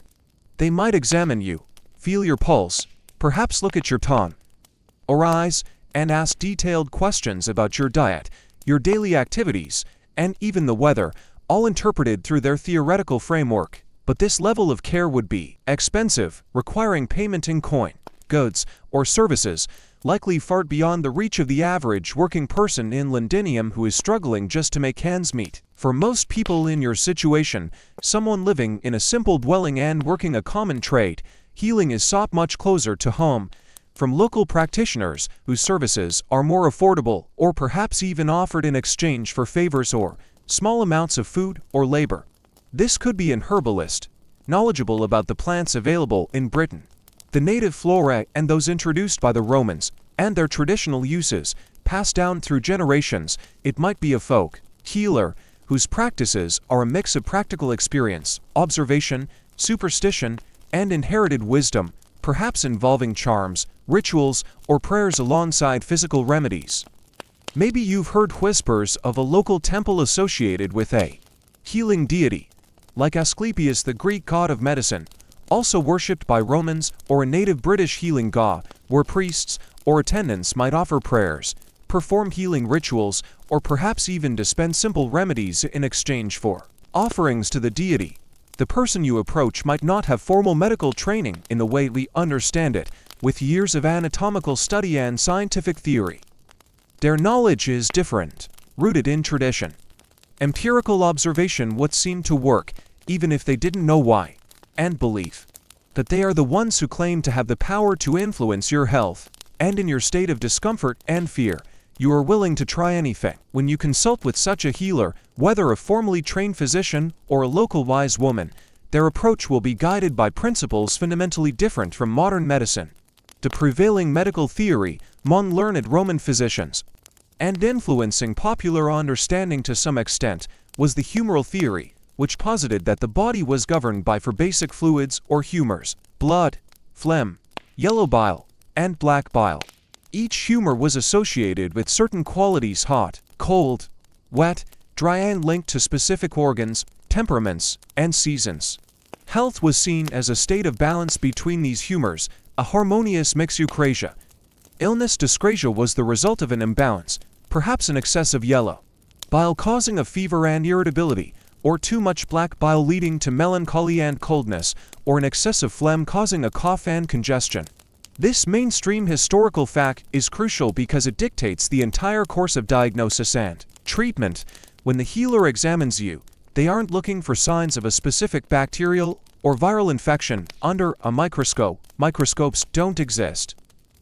They are assessing your symptoms, your temperature, the color of your skin or urine, the nature of your cough or stool, your emotional state, to determine which humor is out of balance and how to restore equilibrium. They might examine your bodily fluids visually, feel your pulse believing its quality indicated the state of your humors, ask about your diet and lifestyle, and even consider astrological influences or recent events, all interpreted through this humoral lens. It's a complex system of diagnosis based on observation and theory, but a theory that is fundamentally disconnected from the actual biological causes of infectious disease. Based on their diagnosis, the healer will prescribe a treatment aimed at rebalancing your humors. This could involve relatively gentle methods like dietary changes, eating more of certain foods, avoiding others, recommendations for exercise or rest, or applying poultices or plasters made from herbs or other substances to the skin. But often, especially for acute symptoms like fever or severe gut issues, it involved more direct and sometimes aggressive interventions designed to remove the excess humor or counteract its qualities. Bloodletting was incredibly common, believed to reduce an excessive blood thought to be linked to fever and inflammation, or drain away bad or corrupted blood thought to be causing the illness. A healer might use a small, sharp bronze or iron knife, a lancet, to make an incision in a vein, often in the arm, and let the blood drain into a bowl. Alternatively, they might use heated cups placed on the skin to draw blood to the surface cupping, or set leeches onto your skin to draw blood slowly. The process would be done without sterilization, as you know it. The tools might be simply wiped clean or rinsed in water that is itself questionable. You would feel the sharp prick or the strange sensation of the leech attaching, watch your blood well up or be drawn out, and feel yourself growing weaker, perhaps dizzy, all in the name of restoring humoral balance. For a modern person already feeling unwell, intentionally losing blood is terrifying, debilitating, and counterintuitive. Just a little off the top, you might think, weakly, watching your life force drain into a dirty bowl. Hope this is the right humor. If an excessive phlegm or bile was suspected, particularly with symptoms like vomiting, diarrhea, or congestion, the treatment would involve purging. This meant taking substances designed to make you vomit, emetics, or have severe diarrhea. Purgatives to expel the offending humor from the body. Herbal concoctions, sometimes mixed with other ingredients like minerals or animal products, would be prepared. The taste would likely be awful, bitter, acrid, earthy, metallic, or simply nauseating beyond belief. You would force it down, gagging, and then endure hours of violent retching or debilitating, painful trips to wherever you manage to empty your bowels, all to expel the offending humor. Your body is already distressed and weakened by the illness, and the cure actively makes you feel sicker, weaker, and infinitely more uncomfortable in the short term. The logic is that you are expelling the cause of the illness, but the reality is you are dehydrating and exhausting yourself. Just gotta get rid of those bad humors, the healer might say soothingly, perhaps holding your head while you're doubled over, wishing with every fiber of your being for a time machine back to the age of Imodium and Pepto-Bismol. This is tough love medicine with emphasis on the tough, a brutal process endure, in the hope of eventual recovery. Herbal remedies, or a vast and essential category within ancient healing, used by everyone from formal physicians to rural folk healers. Knowledge of plants, their properties, and how to prepare them had been gathered over centuries through observation and experimentation. some herbs did have genuine pharmacological properties that offered some symptomatic relief, a plant with mild painkilling effects, one that soothed a cough, another that might act as a mild laxative or diuretic. But these would be mixed with others based on tradition, humoral theory for example, using a hot herb to treat a cold illness, or pure superstition, often with little understanding of dosage, potency, or interactions between different plants. You might be given a bitter brew of roots and leaves to drink, a paste of crushed herbs to apply externally, or told to inhale the smoke of burning plants, hoping it helps, but unsure if it's actually doing anything other than tasting awful or smelling strange. And then there are the ingredients that truly highlight the gap between ancient and modern understanding of medicine and hygiene. Ancient medical texts and archaeological finds reveal remedies that incorporated animal parts, sometimes incredibly strange or repulsive ones, believed to have sympathetic properties related to the illness or the organ being treated, or perhaps simply used out of desperation or tradition.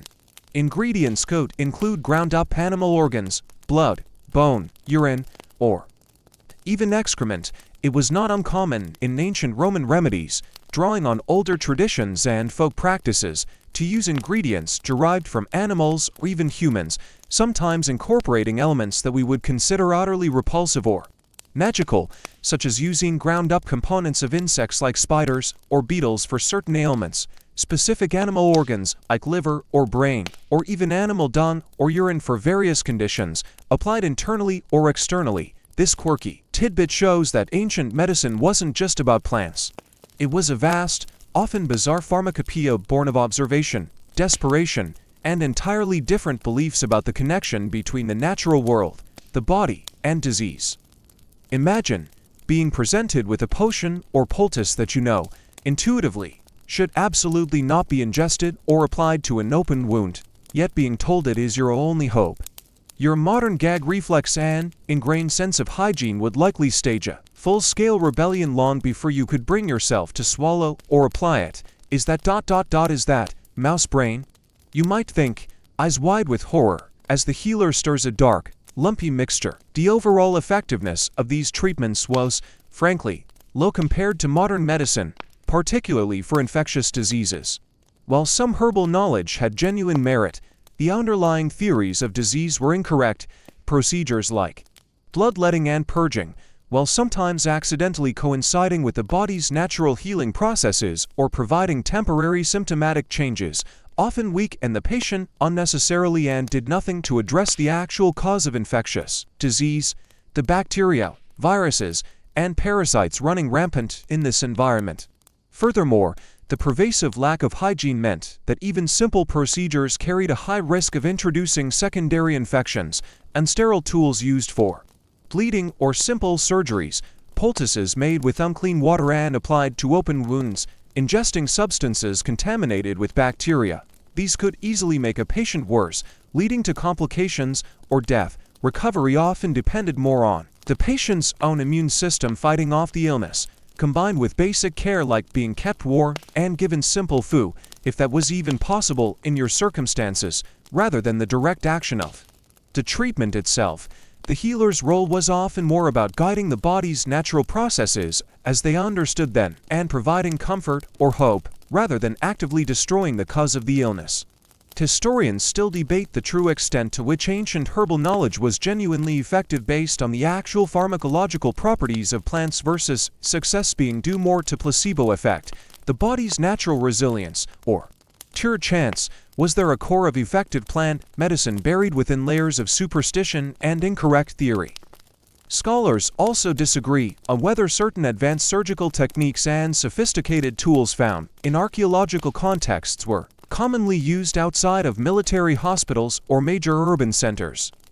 The average person in a provincial town like Londinium likely had access only to very basic surgical interventions, if any, for serious injuries like broken bones or deep wounds, and these procedures would be incredibly risky in terms of infection. For you, being sick in ancient Londinium and having to rely on these treatments would be a deeply unsettling, frightening, and possibly traumatic experience. The treatments might feel invasive, taste disgusting, be painful, and offer no guarantee of recovery. The lack of effective relief for your symptoms, combined with the discomfort of your surroundings and the constant threat of complications or secondary infections, would make even a mild illness a significant and potentially life-threatening ordeal. You find yourself longing with intense desperation for a simple painkiller, a clear broth, and the sterile environment of a modern hospital room. Here, getting sick isn't just uncomfortable. Seeking a cure is often just another, sometimes painful and risky, layer of the challenge. You are truly on your own, relying on luck and remedies that feel alien and terrifying. You've just endured the unsettling experience of ancient healing, perhaps feeling even worse after the cure than you did from the illness itself. Or maybe you're simply trying to recover, weak and vulnerable, in your less than sanitary dwelling. As you lie there, perhaps staring up at the smoky rafters, or venture tentatively back outside, the reality of the Londinium environment settles back in. The ground is still treacherous, the smells are still overwhelming, the threat of illness still hangs heavy in the air. And speaking of the air, you become acutely aware of it again, not just as something you breathe, but as a physical presence, something that coats everything and irritates your very being. Step outside your dwelling, or simply look out through the small, dim opening that serves as a window. On a still day, particularly in the morning or evening when fires are being stoked, you might notice a visible haze hanging over the city. It's a grayish, sometimes brownish, sometimes even yellowish pall that dulls the sunlight, softens the edges of buildings, and obscures the distance. It's thick, it's heavy, and it doesn't look like clean air. This isn't natural fog rolling in from the Thames, this is ancient air. Pollution, a constant, choking presence that is the direct result of thousands of people living and working in close proximity, relying on fire for almost everything. You are quite literally breathing in the byproducts of Londinium's daily life, a cocktail of smoke, soot, and dust that settles on everything like a fine, gritty blanket. Where does it come from, this pervasive airborne unpleasantness, everywhere, truly? Firstly, and perhaps most obviously, there are the countless hearths in every dwelling, including the one you're staying in. People need to cook food, boiling pools, baking bread, roasting meat or vegetables, and they need to heat their homes, especially in the chillier months that are common in Roman Britain. They do this by burning fuel, primarily wood, but perhaps also charcoal if they can afford it, or peat in open fires on the earth floor or in simple braziers. Smoke fills the homes, stinging eyes and irritating throats, before slowly finding its way out through a hole in the roof or simply dissipating through gaps around the door and in the walls, adding its volume to the collective citywide output. Imagine thousands of tiny, inefficient chimneys or lack thereof all pumping smoke into the air, constantly, day and night. The combined output creates a low-hanging cloud that rarely fully dissipates. Then there are the workshops, the engines of Londinium's economy. This was a center of trade and craft, and many of those crafts relied heavily on fire and produced significant emissions. Blacksmiths heating iron to forge tools, weapons, and fittings. Potters firing clay vessels in kilns, bakers heating large ovens for bread production. Lime kilns producing lime mortar for building, a process that involves burning limestone at high temperatures. All of these processes require fire, often large, hot fires that burn for extended periods and produce significant amounts of smoke, soot, and particulate matter. Step near a working smithy, and the air grows thicker not just with smoke, but with the smell of burning fuel and perhaps the acrid tang of heated metal. A pottery district would be almost perpetually under a cloud of smoke from the firing process, the air heavy with the scent of burning wood and clay. Roman cities, particularly large and industrially active ones like Rome itself and provincial hubs, were known to suffer significantly from air pollution due to the widespread use of fires for heating and cooking, as well as various crafts and industries. Roman writers like Seneca the Younger, writing about Rome, complain vividly about the heavy, smoky air in the capital, describing it as a heavy air and a cloud of smoke. This mainstream historical fact shows that Londinium's air quality issues were not unique to this town, but a characteristic and often complained about problem of dense ancient urban centers across the empire. It wasn't just a minor inconvenience, it was a recognized environmental issue, even if its causes weren't fully understood in a modern sense. Add to this the constant dust, an equally pervasive component of the ancient air. Those unpaved or roughly surfaced streets you discussed earlier, the ones made of compacted earth, mud, and layers of refuse, every footstep of every person, every cartwheel grinding over the surface, every animal hoof stirring up the ground sends clouds of fine particles into the air. Construction work, which would have been frequent in a growing town like Londinium as new buildings, on top and old ones were repaired, would also generate enormous amounts of dust from disturbed earth, cut wood, and shaped stone. This dust isn't just inert dirt. Remember what's on the streets. It's mixed with dried animal waste, decaying organic matter, bits of ash from fires, and other less than savory components of the street surface. It gets kicked up by activity, hangs in the air for long periods, and eventually settles on absolutely everything. Buildings, goods in the market, the clothes you're wearing, and even inside your dwelling. It's a fine, gritty layer that is constantly being renewed. The Londinium patina, you might think, running a finger over a dusty surface, adds character, I suppose, gritty character. The sensory experience of breathing this air is profoundly unpleasant and irritating. Beyond the smell of smoke mingling with the city's other aromas, the sewage, the tanneries, the cooking food, you can physically feel it. It irritates your eyes, making them sting, water, and feel gritty, as if you constantly have something in them. You might find yourself rubbing your eyes frequently, which, given the state of your hands, is probably not a great idea. It scratches your throat, making it feel dry, sore, and prompting a frequent need to clear it or cough. You can taste it, a faint, gritty film on your teeth and tongue, a lingering aftertaste of soot and dust, especially after being outside for any length of time. Your clothes, your hair, your skin, they all acquire a fine layer of this soot and dust, adding to that feeling of being perpetually unclean we discussed earlier. It gets into everything, settling in crevices and clinging to surfaces. Just taking a deep breath of history, you might cough, trying to wave away a particularly thick plume of smoke drifting from a nearby workshop. Tastes vaguely of campfire and well, let's just say earthy industrial residue. This constant, unavoidable exposure to high levels of smoke and dust isn't just an annoyance.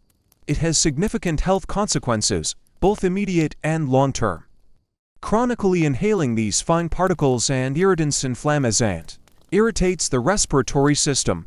It exacerbates any existing coughs or colds you might have and makes you more susceptible to developing new ones.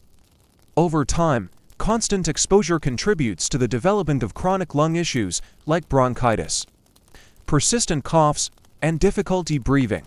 While ancient physicians didn't understand terms like particulate matter, respiratory irritants, or chronic obstructive pulmonary disease, they certainly knew that people who lived or worked in smoky or dusty environments seemed to cough more, have trouble breathing, and often develop persistent chest ailments, particularly as they age. This pervasive air pollution adds another layer of stress to your body, which is already dealing with questionable water, unsanitary food, biting pests, and the general biological load of living in this environment. It weakens your defenses and makes you more vulnerable to illness.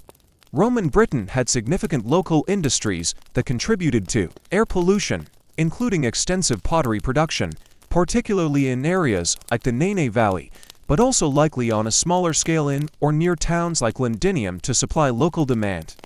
The kilns used to fire pottery required large amounts of fuel and produced enormous amounts of smoke over extended periods, often burning for days at a time during a firing cycle. This scale of localized industrial pollution would have been a major contributor to the air quality issues in their vicinity. A quirky reminder that ancient industry, even without modern factories and fossil fuels, could have a significant and noticeable environmental impact on the air quality of urban areas. You might find yourself walking downwind of a pottery workshop or a lime kiln and literally feeling the air get heavier, smokier, and more irritating, a stark contrast to the relatively cleaner air you're used to.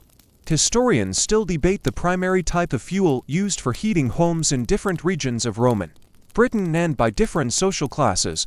Was it mostly wood, or was charcoal more common for those who could afford it, or perhaps peat in certain areas? This matters because different fuels produce different types and amounts of smoke and particles, impacting the composition of the airborne pollution. Scholars also disagree on how aware Romans were of the long-term health effects of constant smoke inhalation beyond immediate irritation. Did they connect the chronic coughs, wheezing, and breathing difficulties that seem common among older people specifically to a lifetime of breathing smoky air indoors and outdoors? Or was it just accepted as a natural, unavoidable part of aging or life in a busy town, something that just happened to everyone eventually? For your modern self, accustomed to regulations on industrial emissions, generally cleaner heating fuels like gas or electricity, and air quality alerts, living in this constantly smoky, dusty environment would be a significant and persistent challenge. You'd likely develop a persistent cough, your eyes would be frequently irritated and red, and you'd always feel like you needed to blow your nose or clear your throat, only to find more grime. The simple act of breathing clean air, a basic human need you take utterly for granted, becomes a luxury you cannot easily access here. Every breath is a reminder of the environmental cost of ancient urban life. It's another way the ancient world grinds down your modern resilience, one smoky, dusty, irritating breath at a time, making you long for nothing more than a breath of crisp, clean, filtered air. Filtered air. You've made it through the ancient night, perhaps huddled miserably in your smoky dwelling, listening to the sounds of scurrying vermin and the wind whistling through the walls, or maybe you were forced to move around cautiously in the terrifying darkness. Dawn has arrived, not with a glorious sunrise often seen in modern pictures, but with a slow, gray lightening of the sky, revealing the familiar, yet still daunting, landscape of muddy streets, rubbish piles, and the ever-present haze of smoke and dust beginning to thicken again as hearths are rekindled for the morning meal. As you shake off the lingering unease of the night and prepare to face another day in Londinium, your attention is drawn to something incredibly personal, something you carry with you constantly, the clothes on your back. They are your primary interface with this harsh environment, your barrier against the elements, and here, they are also likely a perpetual source of discomfort, a constant, low-level physical irritation that adds another layer to the challenge of simply existing. Take a moment to really feel what you are wearing. Forget your modern clothes, the soft cottons, the smooth synthetics, the lightweight, breathable fabrics you take for granted. Your ancient Londinium wardrobe is different. The basic garment for most people, men and women alike, is the tunic. Imagine a simple, T-shaped garment made from a single piece of fabric, folded and sewn up the sides, with holes left for the arms and head. It's practical, straightforward, and requires minimal cutting, which saves on precious material. For men, it typically reaches to the knees, perhaps belted at the waist.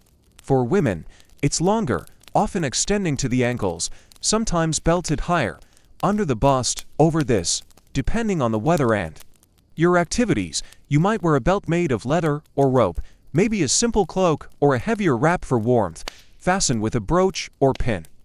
Your footwear, if you have any beyond simple sandals or wrapped feet, is likely sturdy leather shoes or boots, practical for the challenging terrain, but also quickly coated in the street's pervasive mud. The materials used for these garments were overwhelmingly natural fibers, and in Roman Britain, one stood out as the most common, the most accessible, and the most practical for the climate: wool.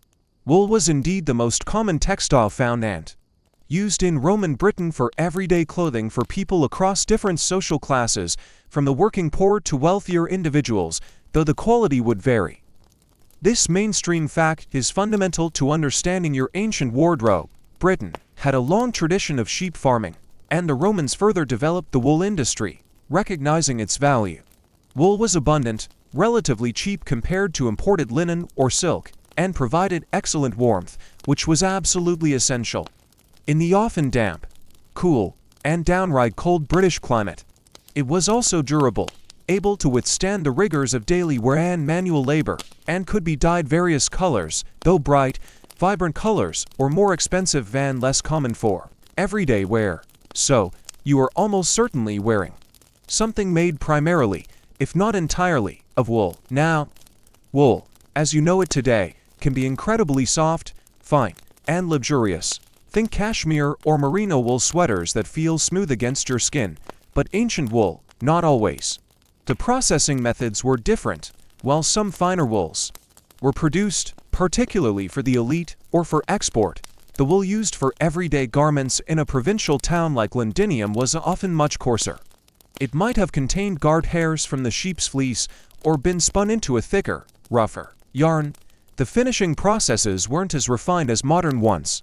To result, your woolen tunic and cloak are likely rough, scratchy, and constantly irritating against your skin. Imagine wearing a garment made of what feels like a slightly too rough blanket or an old, stiff army surplus issue, directly against your skin, all day, every day, in all weather. Every movement, every shift of position, every time the fabric rubs against your skin, it's a reminder of its coarse texture. It's a constant, low-level physical discomfort that you simply have to endure. Just embracing the rustic texture, you might think, trying to ignore the persistent itch on your shoulder, adds to the authenticity, right? Like wearing a historical hair shirt. And that scratchiness isn't the only problem. Remember those lovely, tiny, biting cohabitants we discussed in your dwelling. Fleas and lice, they don't just live in your home and your bedding. They live on you, and your clothing provides them with an excellent habitat. Wool, with its complex structure of fibers, is a perfect place for fleas to hide and breed, and for lice to lay their eggs nits along the seams. So, the itching you feel isn't just from the rough fabric, it's likely compounded by tiny, unseen creatures crawling on you and biting you throughout the day and night. Your clothing isn't just a garment. It's a mobile home for parasites, making that constant, maddening itch an inescapable part of your daily existence. You might find yourself subtly scratching through your tunic, trying to get some relief without drawing too much attention, a private battle against an army of tiny invaders living in your clothes. Furthermore, these woolen garments, along with any linen you might have which was cooler and softer, but more expensive and less common for everyday wear, perhaps used for undergarments if you were lucky, were incredibly difficult to keep clean. There's no popping them in a washing machine with a cap full of powerful detergent, setting it to a hot cycle, and having them come up clean, soft, and fresh smelling in an hour or two. Washing clothes was a major, labor-intensive undertaking, often done infrequently. It involved soaking the garments, usually in large vats or tubs, in water that, as you know, was probably not entirely clean itself, likely hauled from that questionable well or the even more questionable river. Then, they would need to be agitated vigorously to loosen the dirt. This was often done by hand, or by being beaten against rocks or wooden boards. For woolen cloth, a crucial process called fulling was often used, not just for cleaning, but to make the fabric denser and stronger by matting the fibers together. This involves soaking the cloth and then trampling it underfoot in large vats, a physically demanding task.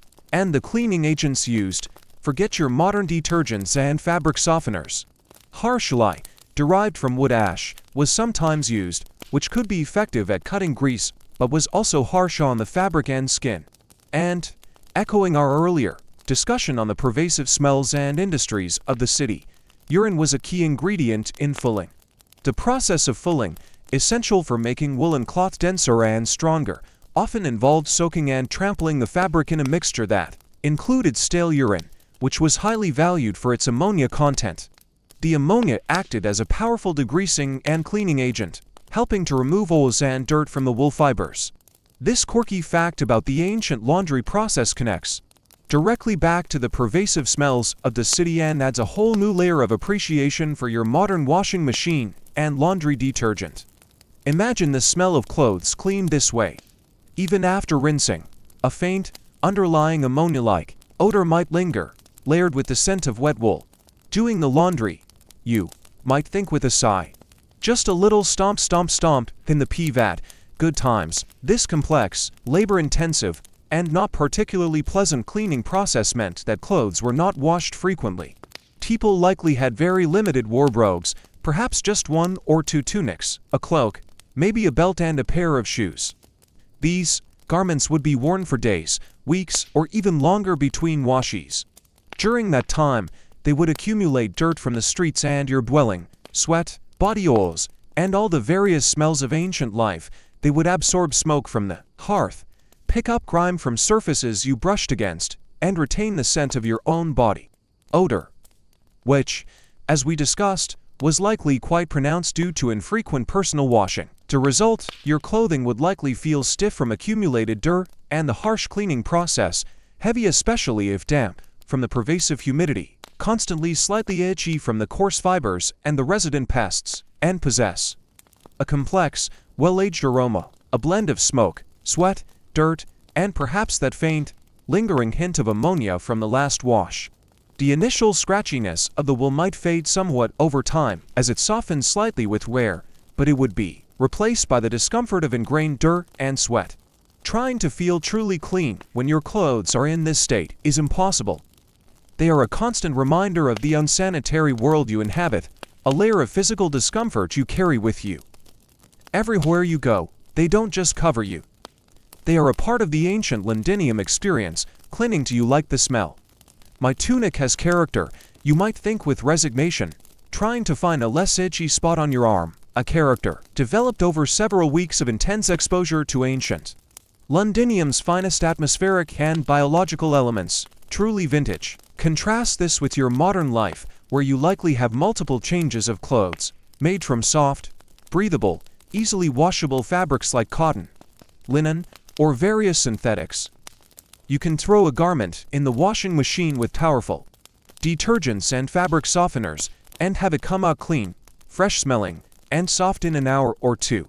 You can change your clothes daily, leaving the dirt and smells behind in the laundry basket. That simple ability to refresh and change your clothing is a major contributor to modern comfort, hygiene, and a sense of personal freshness. In ancient Londinium, that feeling is a distant dream. Historians still debate the exact techniques used in dyeing wool in Roman Britain and how color-fast they were. Did the colors fade quickly with wear and the infrequent, harsh washing? Scholars also disagree on how often working-class Romans were truly able to wash their clothes. Was it a seasonal event, perhaps done in bulk a few times a year when water was more available or communal facilities were used? Or was it even less frequent, relying on professional fullers or laundries, which would also be expensive only when absolutely necessary? The effort, cost, and lack of effective cleaning agents made frequent washing a significant challenge, meaning most people simply endure wearing dirty clothes for extended periods. For your modern self, the feeling of wearing perpetually slightly dirty, stiff, itchy, and smelly woolen clothes, layered with the sense of ancient urban life and potentially hosting tiny parasites, would be a constant, low-level physical and psychological irritation. It adds significantly to the overall physical discomfort, making it hard to feel truly clean, comfortable, or refreshed. It's another way the ancient world makes you appreciate the small, seemingly insignificant conveniences of modern life, like a soft cotton t-shirt and a bottle of effective laundry detergent.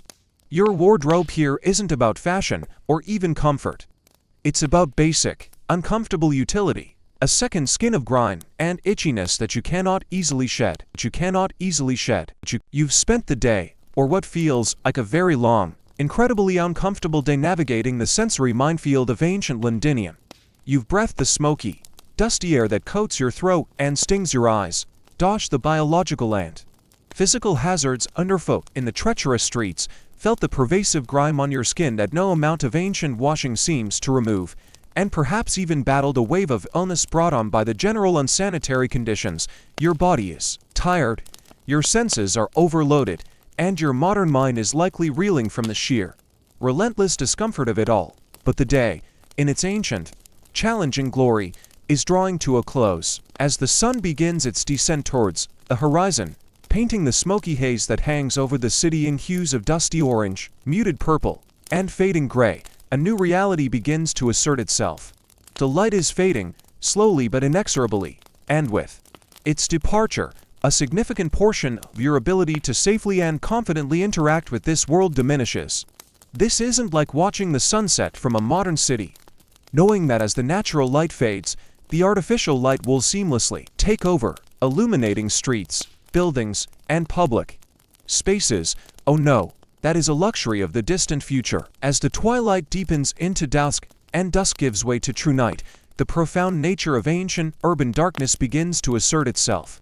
There is no flip of a switch, no widespread grid of electric lights flickering on across the landscape to push back the night.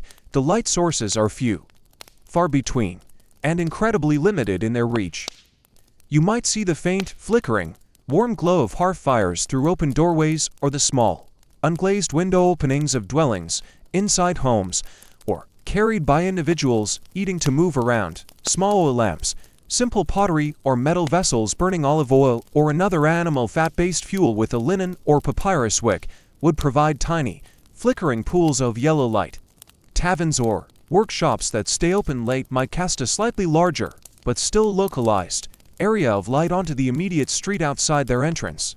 The moon, if it's visible through the ever-present haze and clouds, might offer some diffuse, silvery illumination, but it's unreliable and often insufficient. Roman cities, even major ones, did not have public street lighting in the way we understand it today. The concept of illuminating entire urban areas for ease of navigation and security was simply not a feature of the ancient world.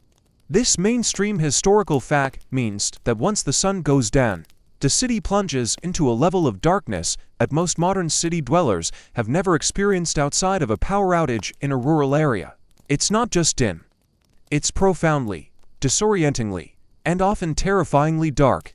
The shadows are deep, swallowing details and making familiar shapes seem alien and menacing. Navigating the streets in this near-absolute darkness becomes an exercise in extreme caution and sheer luck. Remember those potholes, the deep ruts carved by cartwheels, the discarded rubbish piles, the occasional open ditch or drain that were merely hazards to be dodged by day.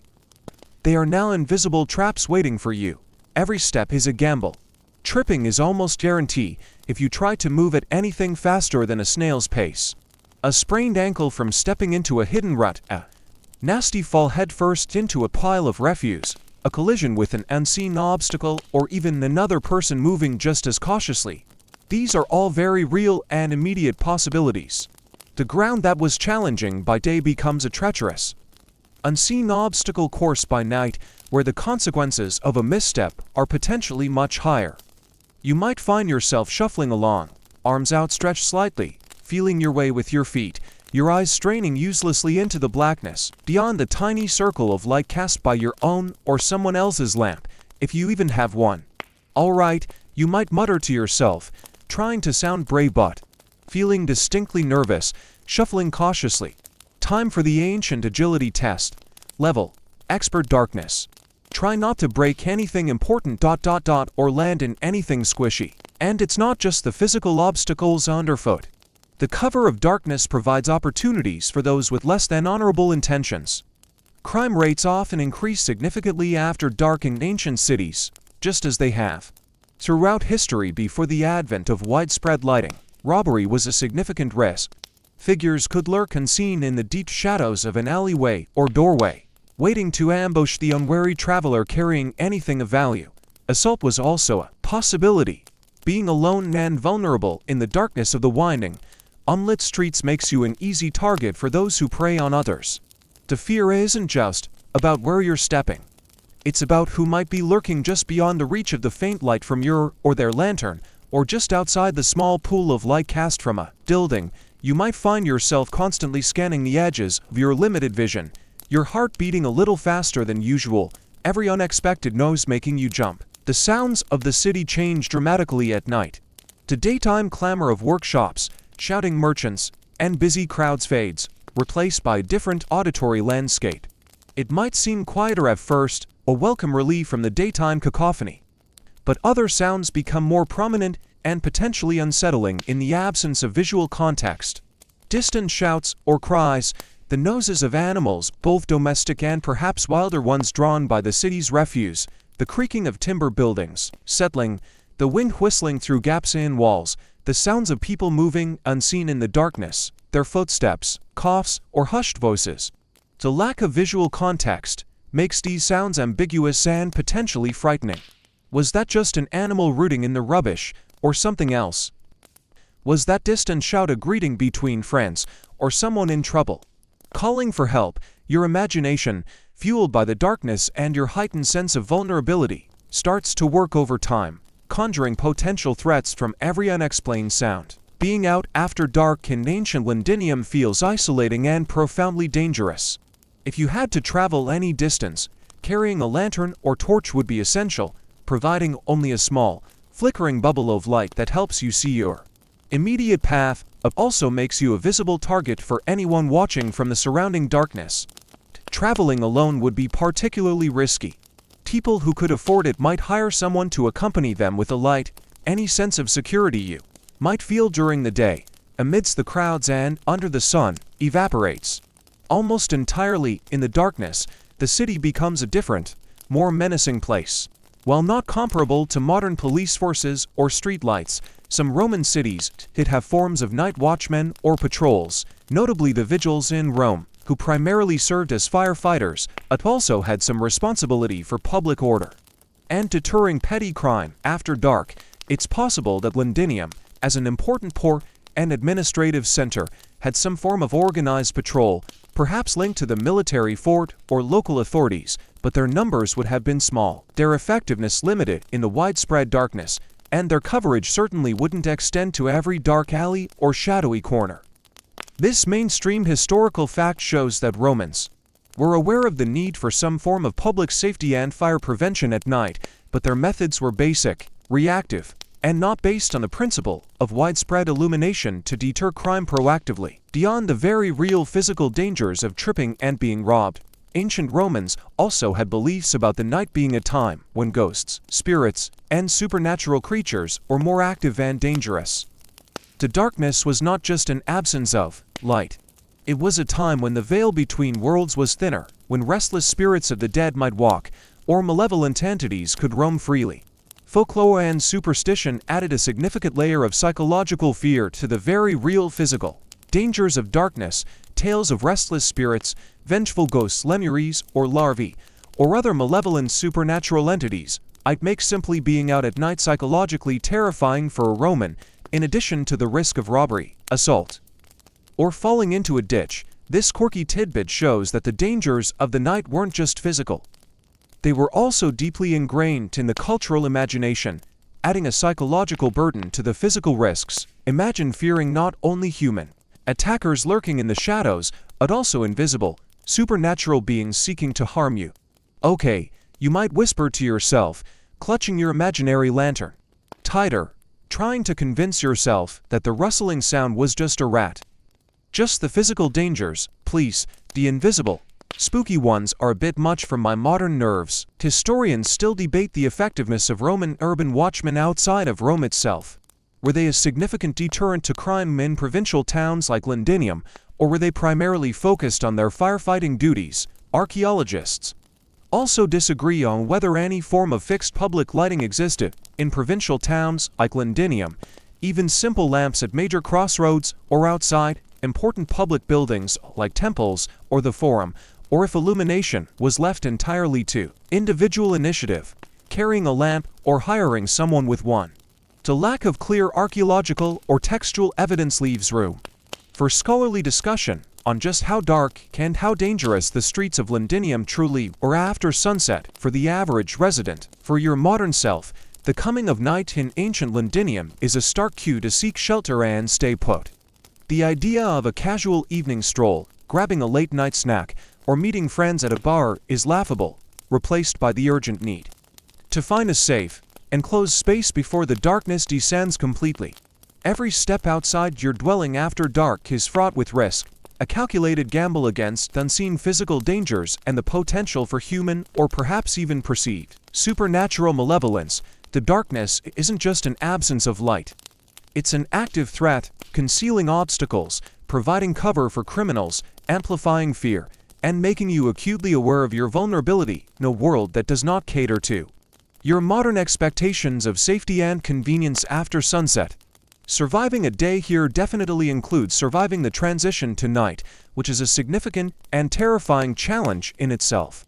You find yourself longing for the reassuring glow of streetlights, the distant sound of traffic, the simple knowledge that you can see where you are going and who is around you. You've just contemplated the sheer overwhelming reality of wasting ancient Londinium. The chamber pots emptied into the streets, the animal manure everywhere, the rubbish piling up, the industrial effluent flowing into ditches. It's a constant, visible, and potent reminder that this city, for all its Roman organization and ambition, is fundamentally built on and surrounded by its own refuse. This lack of basic sanitation isn't just an unpleasant detail, it's one of the foundational elements that makes daily life here so incredibly challenging, and frankly, so dangerous for someone accustomed to the hygienic standards of the 21st century. And as you stand here, breathing in the thick, layered air, feeling the grime on your skin and clothes, and contemplating the filth underfoot, you begin to grasp the cumulative effect of everything we've explored tonight. It's not just one thing that makes surviving a day in ancient Londinium difficult. It's the relentless, compounding combination of all of it. It's the moment you step through the gate and the smell hits you. That overpowering blend of human and animal waste, smoke, industry, and decay. And you realize this isn't a temporary condition, but the city's permanent perfume. It's the constant vigilance required to navigate the streets, watching every step to avoid slipping in mud, stepping in manure, or tripping over discarded rubbish and unseen obstacles, a physical and mental drain that never lets up. It's the knowing thirst and hunger, knowing that the most readily available water sources are likely contaminated and the food, while perhaps filling, has been prepared and handled in conditions that would make your stomach churn even before you ate it. Then you seek shelter, hoping for respite, only to find that your dwelling, while offering protection from the elements, is dark, smoky, drafty, and shared with a bustling ecosystem of rats, mice, fleas, and lice that bite you constantly, making sleep a battle against itching and scurrying sounds. Your attempts at personal hygiene feel futile, a quick wipe down with cold, questionable water, or perhaps a scrape with a strigil, leaving you feeling oily rather than clean, a stark contrast to the refreshing showers you take for granted. The clothes you wear, that coarse wool, are perpetually itchy, absorb every smell, and provide a perfect habitat for the very pests that are feeding on you. And all of this physical discomfort and unsanitary living is a constant invitation to illness. Your modern immune system, unused to this barrage of pathogens, is overwhelmed. A simple stomach bug from contaminated water or food, or respiratory infection from the smoky air and close contact with others, a skin infection from an insect bite, or a scrape in the street. These are not rare occurrences, but daily risks. And when you do get sick, the available treatments, based on humoral theory, and often involving practices like bloodletting or purging with foul-tasting concoctions, might feel more like torture than healing, offering little effective relief and sometimes making you even weaker. Even the simple passage of time presents challenges. The air you breathe is thick with smoke and dust from hearths and workshops, irritating your lungs and eyes, a constant, low-level assault on your respiratory system. And when the sun sets, the city plunges into a profound, disorienting darkness, making navigation treacherous and turning the streets into a dangerous place where unseen obstacles and potential human threats lurk in the shadows. The lack of widespread lighting and organized patrols means that night isn't a time for relaxation or entertainment. Outside the home, it's a time to huddle indoors and hope for safety. Consider the sheer mental toll of this constant state of discomfort and low-level anxiety. The smells are relentless, the sights are often grim, the physical sensations of dirtiness and itching are pervasive, and the threat of illness or injury is ever present. Your modern mind, wired for convenience, comfort, and a high degree of personal safety and sanitation, would be in a state of perpetual shock and stress. The simple act of getting through a day requires a level of physical and mental resilience that is simply not demanded by modern life. You can't escape it. It's the fabric of existence here. Londinium, despite its challenging conditions, grew rapidly under Roman rule, becoming a major port and a significant administrative and commercial center in Britannia. This mainstream historical fact highlights the paradox: a city that was, by modern standards, incredibly unsanitary and uncomfortable, was nonetheless a thriving, dynamic hub that attracted people and commerce. This growth wasn't because it was comfortable, but because it offered opportunities for trade, work, and advancement that might not have been available elsewhere. people endure these conditions because the alternatives, or the potential rewards, made it worthwhile. Think about the small details that would grind you down. The constant presence of flies in warm weather, landing on everything. The nose, not just the daytime bustle, but the sounds of animals, shouting, and activity that never truly ceased. The lack of privacy in crowded living spaces. The sheer amount of manual labor required for even basic tasks like fetching water or cleaning. The limited diet and the potential monotony of eating pools or bread most days. The vulnerability to fire in a city built largely of timber and thatch. The feeling of being constantly slightly damp and cold in the winter months. Archaeological finds in Londinium, such as discarded items like broken tools, worn-out shoes, and personal ornaments lost in the street mud, paint a vivid picture of the everyday material reality of its inhabitants, showing a world where objects were used until they fell apart and where the ground itself consumed lost possessions.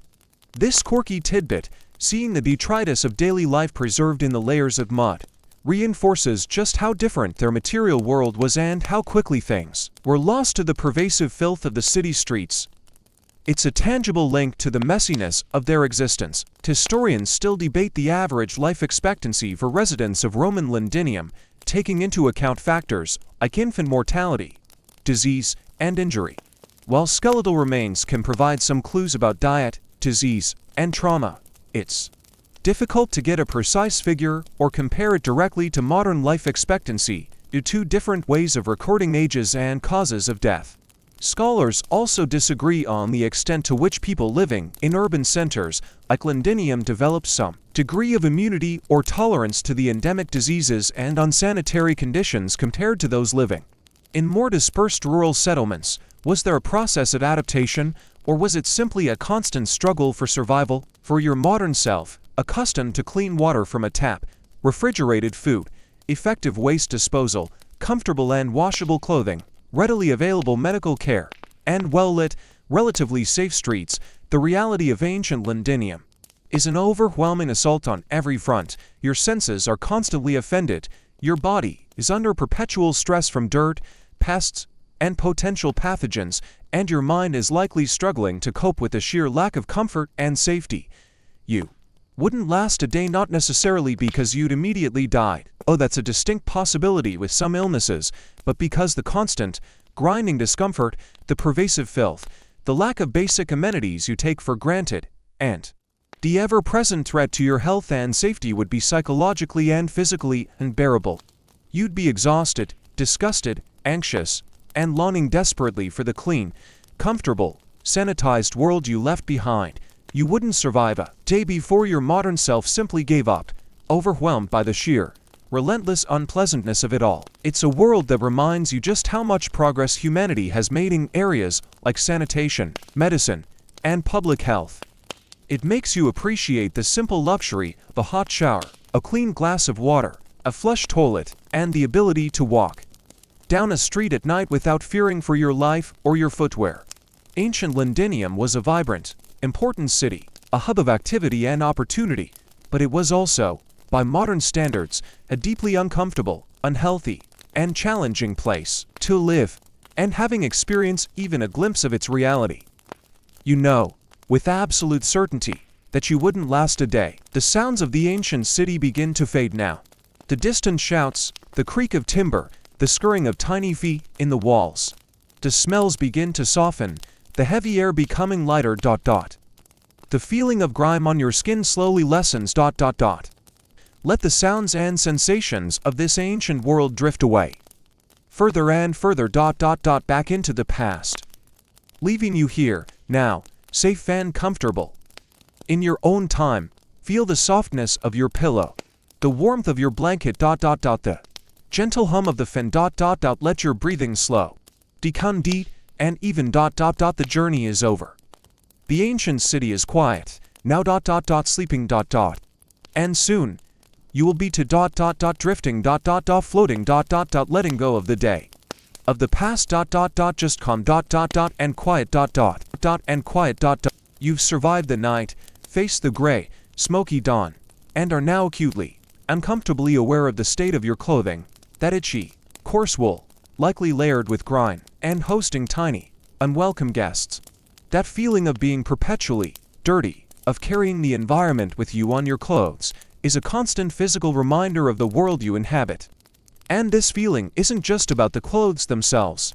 It's intrinsically linked to one of the most fundamental, and frankly, most disgusting, realities of ancient urban life: waste. Where does everything go? The answer, overwhelmingly, is not far. Think about your modern life. You generate waste constantly: food wrappers, old newspapers, plastic bottles, packaging, and of course, human waste. All of it goes into bins, is collected regularly by trucks, and transported far away to be processed or buried in designated landfills. Human waste is whisked away by flushing toilets through a complex network of underground pipes to treatment plants. This entire system is designed to remove waste from your immediate environment, making your living spaces clean and hygienic. Now, erase all of that, every single bit of it. Because in ancient Londinium, that system simply doesn't exist. Let's start with the most unavoidable type of waste: human waste. Inside your humble dwelling, and indeed in most homes that aren't the largest, wealthiest villas, there is no flushing toilet. The standard method for dealing with bodily needs indoors is the chamber pot. A simple ceramic or wooden pot kept in a corner. When nature calls, you use the pot. It's private, it's convenient in the moment. But then comes the inevitable problem. What do you do when the pot is full? It needs to be emptied. And where do you empty it? For the vast majority of the population, the answer is the street. Yes, the very street you walk on, the street where children might play, where merchants set up stalls, where animals roam. You carry your full chamber pot to the door, or perhaps to an upstairs window, if you have one, and you empty it directly into the street or the nearest gutter or ditch. If you're feeling particularly considerate, or if there's a local ordinance, though enforcement was likely spotty, you might shout a warning beforehand, something like Gardilu, which comes from a later period but captures the spirit of watch out below. But often, there's no warning. The contents, liquid and solid human waste, sometimes mixed with ash or straw used for wiping, simply add to the accumulating layers on the street surface. This is a daily, sometimes multiple times a day, contribution to the street's delightful composition. It's a constant, fresh source of that overpowering, ammonia-rich, fecal smell that defines the city's aromascape. Imagine trying to have a pleasant morning stroll with the constant risk of being showered with someone else's overnight output. Just another Tuesday, you might sigh, narrowly dodging a cascade from an upper window. Keeping me on my toes, literally. Animal waste is another massive contributor. Horses pulling carts and chariots, oxen used for heavy work, sheep and cattle being driven through the streets to market, pigs rooting around for scraps, stray dogs. None of these animals have designated toileting areas. The street is their toilet. So, fresh piles of manure are constantly being deposited, adding to the organic matter breaking down in the mud. This isn't just a small issue with the number of working animals in ancient city. The amount of manure generated daily is enormous. It gets trampled into the mud, dries and turns to dust that blows into the air, or gets washed into ditches by rain. It's everywhere, unavoidable, and a significant source of flies and disease. Household rubbish, too, doesn't disappear neatly. Food scraps, vegetable peelings, bones, oyster shells. So many oyster shells, spoiled bits, are simply tossed out. Broken pottery, worn-out tools, bits of wood, ash from the hearth, anything that is no longer useful or wanted is often just discarded outside the dwelling, adding to the piles accumulating in alleys and against walls. There might be informal dumping grounds outside the city gates, but within the city walls, the street or a nearby open space is the most convenient place to get rid of your trash. This creates visible piles of refuse, attracting rats, insects, and other scavengers. It's a constant visual reminder of the city's lack of waste management. Industrial waste adds another, often particularly noxious, layer. Tanneries, as mentioned before, produce waste products from processing hides, including fleshings, hair, and the spent, foul-smelling liquids used in the tanning process. These would likely be dumped into nearby ditches or flow towards the river. Potters produce broken shards and waste clay. Metalworkers create slag and waste metal. These industrial byproducts, often toxic or simply bulky and unpleasant, also needed disposing of, and the easiest method was often to dump them nearby, adding to the environmental burden. While some wealthier homes or public buildings might have had rudimentary drainage systems or cesspits, pits dug into the ground to collect waste, these were not widespread, not always well maintained, and the contents of cesspits would eventually need to be emptied, often by hand, and taken off somewhere. Even where drains existed, they often simply channeled waste into open ditches or directly into the Thames, moving the problem slightly, but not truly solving it. Roman engineering was capable of building impressive sewers and drainage systems, like the Cloaca Maxima in Rome, which helped carry waste away from certain areas, but such sophisticated, large-scale systems were not typical of all Roman towns, especially newer or provincial ones like Londinium in its early centuries. This mainstream historical fact highlights that while the Romans had the knowledge to build better sanitation, it wasn't universally implemented, particularly for the benefit of the general population in less central locations. The cumulative effect of all this waste being deposited directly into the living environment is a constant, overwhelming level of filth. The ground is not just muddy, it's saturated with layers of decomposing organic matter and waste. The air is thick with the smell of decay and sewage. Flies swarm over the refuse piles in warm weather. Rats are drawn to the abundant food sources. Every surface, every object that comes into contact with the street or the air carries a film of this pervasive grime. It's a physical manifestation of the city's lack of sanitation, a constant, unavoidable reminder of the biological reality of living here. Interestingly, despite the general lack of formal waste disposal, some ancient societies, including Romans to some extent, recognized the value of certain waste products. Urine, for example, as we've seen, was collected and used in industries like filling and tanning due to its ammonia content. Animal manure was a valuable fertilizer for agriculture outside the city walls. Even human waste, in some contexts, might have been collected for use as fertilizer, though less commonly in dense urban centers due to the logistical challenges and health risks. This quirky tidbit shows a degree of ancient resourcefulness, finding uses for waste products, even if it didn't lead to widespread urban cleanliness. It's a strange twist. The very stuff making the city filthy was also, in a way, a commodity. One man's trash, you might chuckle weakly, trying to avoid stepping in a fresh deposit, is, well, still trash, but potentially useful trash, I guess. Scholars still debate the extent to which any form of organized waste collection or disposal existed for the average resident in provincial Roman towns like Londinium. Were there designated areas outside the walls where waste was supposed to be taken? Were there individuals who made a living by collecting certain types of waste like urine or manure from households?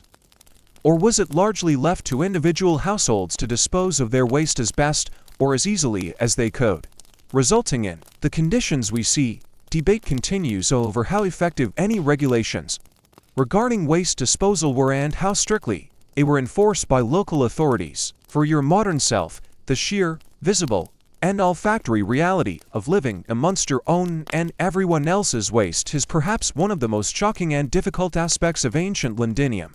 You are constantly confronted with the physical byproducts of life, with no effective system to remove them. The feeling of being dirty, which started with your clothes, extends to the very ground you walk on, the air you breathe, and the constant knowledge of what is accumulating just outside your door.